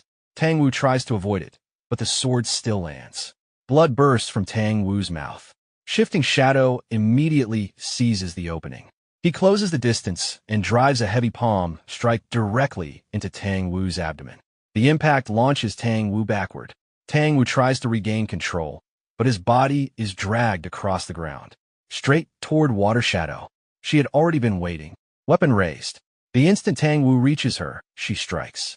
The blow crashes directly into Tang Wu's abdomen. The impact sends him flying again. He crashes violently into the trees behind him. Dust erupts and covers the battlefield. Shifting Shadow and Water Shadow both stare into the clouds silently. Meanwhile, Silver Shadow remains on the ground. Holding his ruined eye and shaking with rage, he curses Tang Wu. Then he slowly pulls out his remaining sword. With fury filling his face, he says he will cut Tang Wu's throat personally. Shifting Shadow stopped Silver Shadow and told him to wait. At that moment, Tang Wu stabilized himself. Water Shadow's earlier strike had severely damaged one of his arms, leaving it nearly torn apart. Yet he still stepped forward toward the three of them. Seeing him continue moving despite his condition, Shifting Shadow was caught off guard and inwardly called him a crazy old man before growing irritated. Without hesitation, Shifting Shadow, Silver Shadow, and Water Shadow attacked together. Tang Wu moved as well. As they closed the distance, Tang Wu released another barrage of poisonous darts. Instead of flying directly at the enemies, the darts buried themselves into the ground and exploded upward, Only then did Shifting Shadow realize Tang Wu had already planted hidden weapons beneath them. The explosion forced Shifting Shadow and Silver Shadow backward. Water Shadow, however, broke through and rushed in with her weapon. Tang Wu avoided the first strike and continued moving through the following attacks. Water Shadow increased the intensity and released a continuous series of blows. Tang Wu shifted from dodging to directly blocking with his remaining healthy arm. One collision pushed Water Shadow back. Looking at her weapon, she realized Tang Wu had been striking the same spot repeatedly. Ignoring that realization, she raised her weapon and attacked again. At the same time, Silver Shadow charged in from another direction. The two coordinated their attacks and swung together. Tang Wu jumped at the exact moment their attacks crossed. Their own weapons collided instead. While passing through, Tang Wu had already released another hidden weapon. The poisonous dart transformed into a golden lotus. Silver Shadow noticed it only after seeing the change. The explosion erupted immediately. All three, Silver Shadow, Water Shadow, and even Shifting Shadow, were thrown backward. Fragments and hidden darts scattered through the blast. Several darts struck Shifting Shadow. Realizing the poison would not hold him for long, Shifting Shadow became determined to kill Tang Wu immediately. Tang Wu did not give him time. He rushed directly toward him.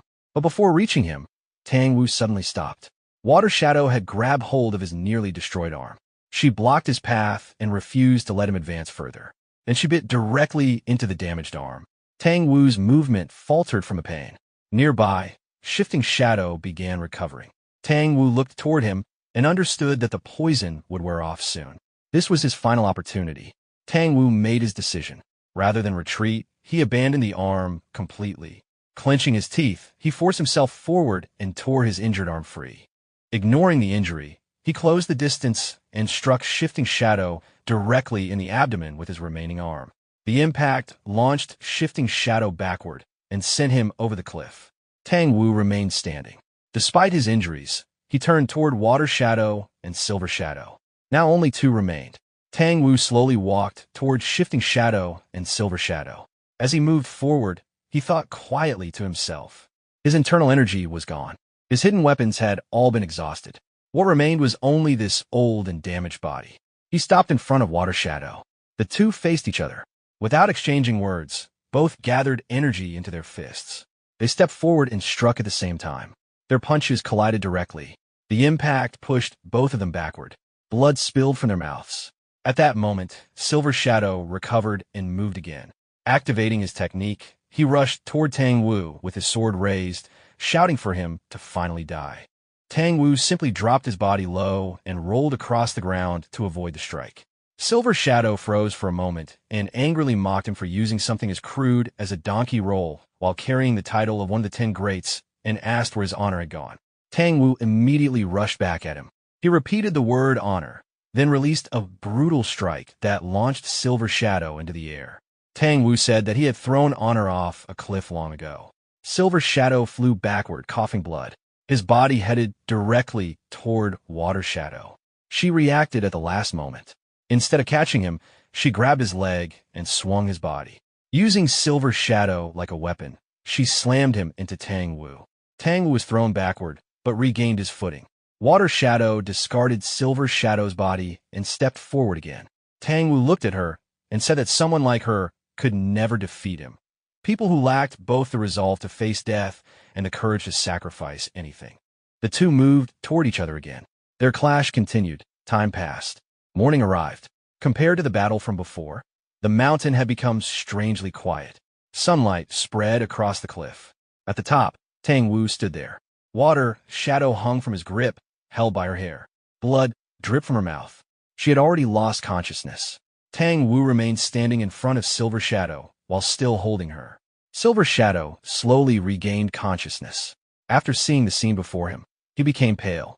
Even with 3 shadows and more than 100 warriors, they had failed to kill a single wounded old man. Tang Wu started walking toward him. Silver Shadow completely lost his composure. He backed away and desperately told Tang Wu to stay away and called him monster.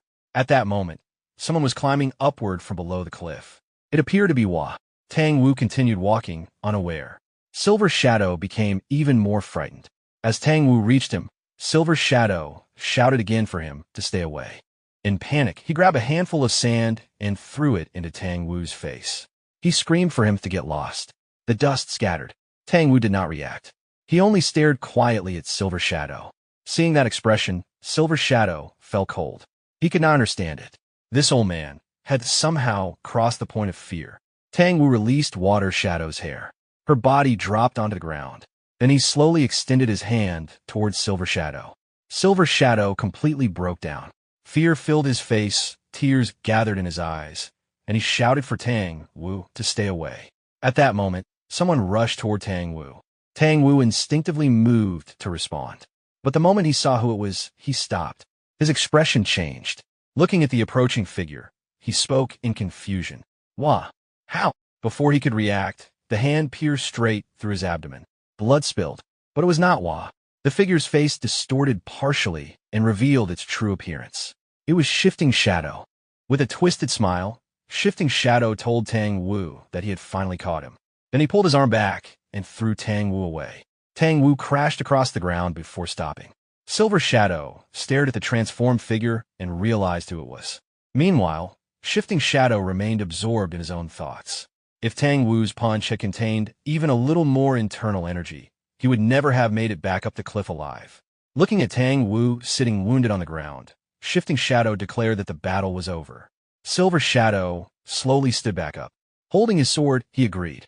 He admitted that he had truly believed he was going to die. Then he walked toward Tang Wu. With a distorted smile, he said Tang Wu would not be allowed an easy death. He talked about taking his eyes, cutting off his limbs, and finishing him last. He even spoke about going down the cliff afterward, but stopped. Tang Wu moved. His arm trembled violently. Still, he slowly raised his hand. His fingers formed a hand sign. Silver Shadow frowned and cursed him for still trying to resist. Tang Wu thought quietly. Compared to the original, this technique was incomplete. But if this was truly where his life ended, then even an imperfect form would have to be enough. Even if it consumed the last fragments of his life. Tang Wu activated Heaven-Shrouding Petal Rain. The sky changed. Thousands of poisonous hidden weapons appeared overhead. Then they descended. Darts buried themselves into the earth everywhere. Shifting Shadow and Silver Shadow immediately moved toward Water Shadow to protect her. As Silver Shadow moved, he realized the hidden weapons were exploding. A chain of detonations spread across the entire cliff. Thousands of explosions erupted. Everything nearby shattered. The shockwave threw Tang Wu from a cliff. As he fell, one final thought crossed his mind. Wah! He had wanted to see her get married before dying. Now, he only hoped she would survive. Tang Wu's body descended. Far below, he struck the ground.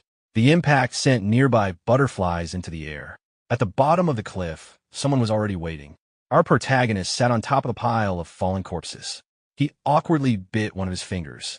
Then he turned toward Tang Wu's fallen body and quietly said, "Finally, you're finally here, Tang Wu." Even after falling from the cliff and crashing into the ground, Tang Wu remained alive. After some time, he slowly opened his eyes. He realized he had survived, but his body no longer responded. Lying motionless inside the crater formed by the fall, he checked his condition and understood that his innate chi had completely dispersed. Death would not be far away. Using the last remaining strength in his body, Tang Wu looked around. The area was covered with butterflies. As they gradually flew away, the ground beneath them became visible. Bodies were scattered everywhere. Tang Wu looked more carefully. They were the fallen wedding guests and pirates. But something was wrong. These people had not simply died from the fall. Someone had finished them afterward. Then, Tang Wu noticed someone sitting nearby behind him. He slowly turned. After recognizing the figure, he spoke in disbelief. It was Tang Sam. Tang Wu looked again. The slaughtered martial artist beneath the cliff. The sword stained with blood. Tang Sam sitting there as though he had been waiting. After a pause, Tang Wu asked who he really was. Holding a small dagger, our protagonist approached and called him by name. Then, with a calm but distorted expression, he said Tang Wu had no idea how long he had waited for this moment. Tang Wu became angry. He reminded him that he had personally given him the Tang family name, and now he intended to kill him. Tang Wu cursed him and accused him of turning against his own master. He said he should have killed him back on the ship.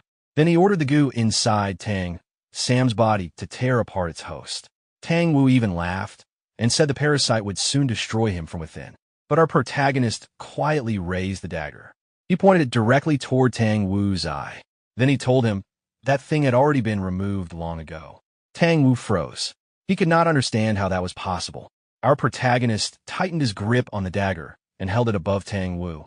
Then he thought quietly. This world was a world of madmen. People learned techniques created for killing and called them martial arts. People lived by laws where the weak became prey. Sometimes they acted in the name of orthodoxy. Sometimes in the name of unorthodoxy. Sometimes in the name of the demonic path. But in the end, all of them enforced their justice through violence. In this place where strength became order, there were butterflies flying through the sky. And he had been nothing more than a caterpillar crawling below. But now, in this world, he would kill Tang Wu. He would become a butterfly, and once again, become a hunter that hunted the beasts known as martial artists. Holding the dagger with both hands, our protagonist looked at Tang Wu and said with a twisted smile, Tang Wu was his greatest prey. Tang Wu refused to accept it. He struggled and shouted that the soul-chasing poison hand could not die to someone he had once raised. He denied it to the very end. But before he could continue, our protagonist drove the dagger directly into his eye. Tang Wu's body went still. The moment Tang Wu died, blue light began gathering around our protagonist. The light spread from every direction. Then it intensified. A massive pillar of blue light shot into the sky and covered the entire area. After some time, the light gradually faded. Looking upward, our protagonist realized his level had risen dramatically. He gained 10 levels and reached level 24. After seeing the result, he thought quietly. 10 levels was significant, but it felt lower than expected for someone with Tang Wu's reputation. He had expected more. Looking at Tang Wu's body, he reached a conclusion. Tang had already been near death. Most likely, the experience had already been dispersed, and if the enemies above had pushed Tang Wu to this state, then going back now would accomplish nothing. Either he still could not defeat them, or they had already escaped. Then another update appeared before him. His first class advancement quest, the Tester Exclusive Vagabond Advancement, had reached 99 out of 100. Only one enemy of level 10 or higher remained. Our protagonist paused. Then, he pulled the dagger free. Tang Wu's damaged, I came with it. He cleaned the blade with one motion. Then he thought, Tang Wu could not have fallen alone. He had not found her yet, but she had to be somewhere nearby. A smile appeared on his face. Only one more remained, until he advanced in a vagabond. The scene shifted to another location near the bottom of the cliff. The two women had fallen there. Lady Hai had crashed against a large stone. Lady Hua had fallen into the earth nearby. After some time, Hua slowly regained consciousness. Looking at the unfamiliar surroundings, she tried to understand where she was. When she attempted to move, pain spread through her body. Her leg refused to support her. She realized it was badly broken. She did not know how much time had passed, but she was alive. Then she saw Hai. Hua immediately became worried. Ignoring her injuries, she tried to move toward her. She called out and reached for her. But after getting close, she realized Hai was already dead.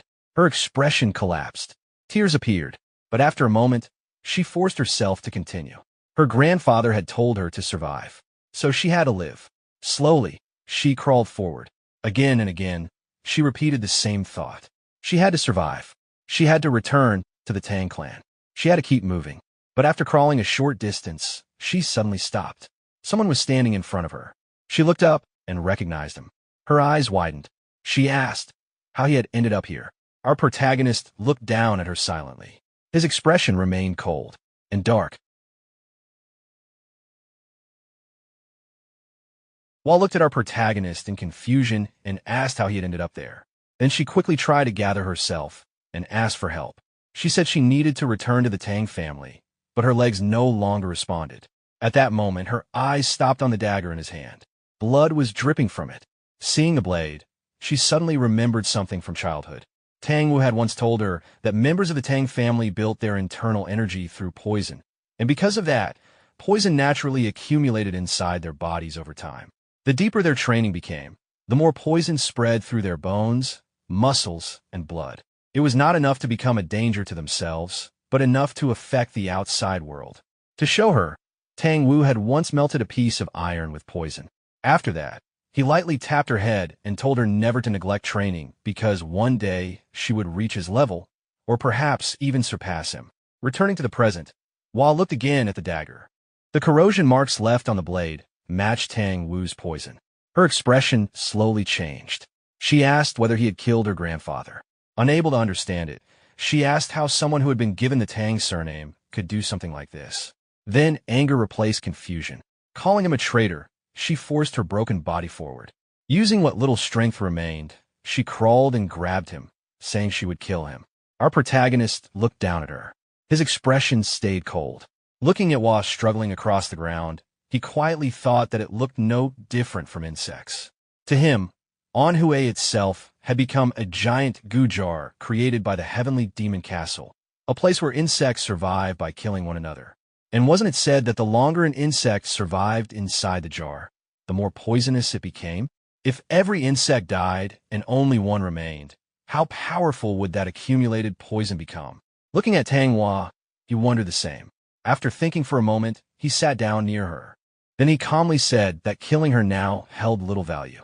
It might not even fulfill what he needed, because she was weak, still crying. Hua repeated his words in disbelief and asked what he was talking about. Our protagonist then drove the dagger into the ground directly in front of her. He admitted that Tang Wu had died by his hands, and because of that, if she wanted repayment for Tang Wu's life, she should come and take it herself. He said he would wait. Those words broke her completely. As he turned and walked away, Hua cried, cursed him, and swore she would kill him one day. She shouted that he would regret leaving her alive. But our protagonist continued walking. While leaving, he thought that Manhwa was no longer the only goo jar. Now the entire Murim had become one. The orthodox path, the unorthodox path, the heavenly demon castle. Soon, countless insects would gather and kill each other. And if he wanted to survive, if he wanted to continue hunting, he needed to become stronger than he was now. At minimum, strong enough to stand against someone of Tang Wu's level. Looking at his status, our protagonist judged that reaching the vagabond class would probably require more than completing the condition alone. He estimated that he would also need to reach level 30. He looked up at the sky and quietly thought about what came next. To get there, he would need to hunt more efficiently than before. Then his expression slowly changed. A faint smile appeared on his face. He decided to change his hunting ground. As he continued walking, he thought that he needed a place with more blood, more battles, and more opportunities to gain experience. Meanwhile, the scene shifted back to the top of the cliff. The explosion created by Tang Wu had ended. All three shadows survived, but suffered heavy injuries. Silver Shadow struggled to stand and complained that Tang Wu had detonated hidden weapons directly in front of them. He admitted he had believed the Tang clan's heaven-shrouding petal rain had already been lost. Shifting Shadow explained that what Tang Wu used was incomplete. According to him, Tang Wu lacked the internal energy to reproduce the original technique and only managed to recreate its outer form by detonating the hidden weapons he had prepared beforehand. Even while saying that, Shifting Shadow quietly admitted to himself that the result was still far stronger than expected. He looked toward Water Shadow. Her body had been heavily damaged from shielding them. Shifting Shadow concluded that they had survived only because Water Shadow had taken the impact. Otherwise, they would not have made it out alive. Silver Shadow agreed.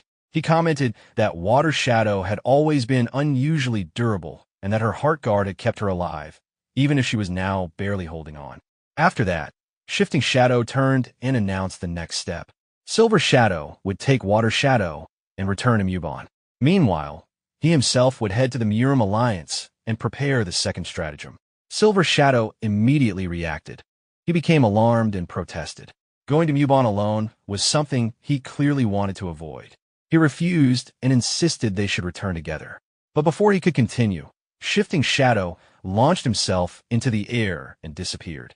Silver Shadow shouted after him, but there was no response. Left alone, he clicked his tongue. Then, while grinding his teeth, he quietly admitted to himself that he was scared. The scene shifted again. Deep within the mountains stood the heavenly demonic castle of Mubon. The fortress was surrounded by steep cliffs and illuminated with dark red light. Outside its enormous gates, Silver Shadow stood nervously. Water Shadow was being carried behind him on a stretcher by servants. Looking at her, He repeatedly reassured himself that nothing bad would happen. After taking a breath, he pushed open the gate. Inside the palace court, Muban sat on his throne. Silver Shadow immediately entered. Without hesitation, he dropped to his knees and bowed. He reported that the first stratagem had been completed successfully. He tried to downplay Water Shadow's injuries and insisted there had been no real issues. Then he explained that the Namgung clan had been destroyed.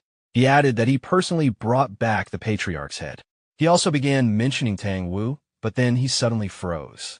Without noticing, Muban had already appeared behind him. With a cold expression, Muban asked him to repeat himself. Then he quietly questioned whether the first stratagem had truly ended without any problems.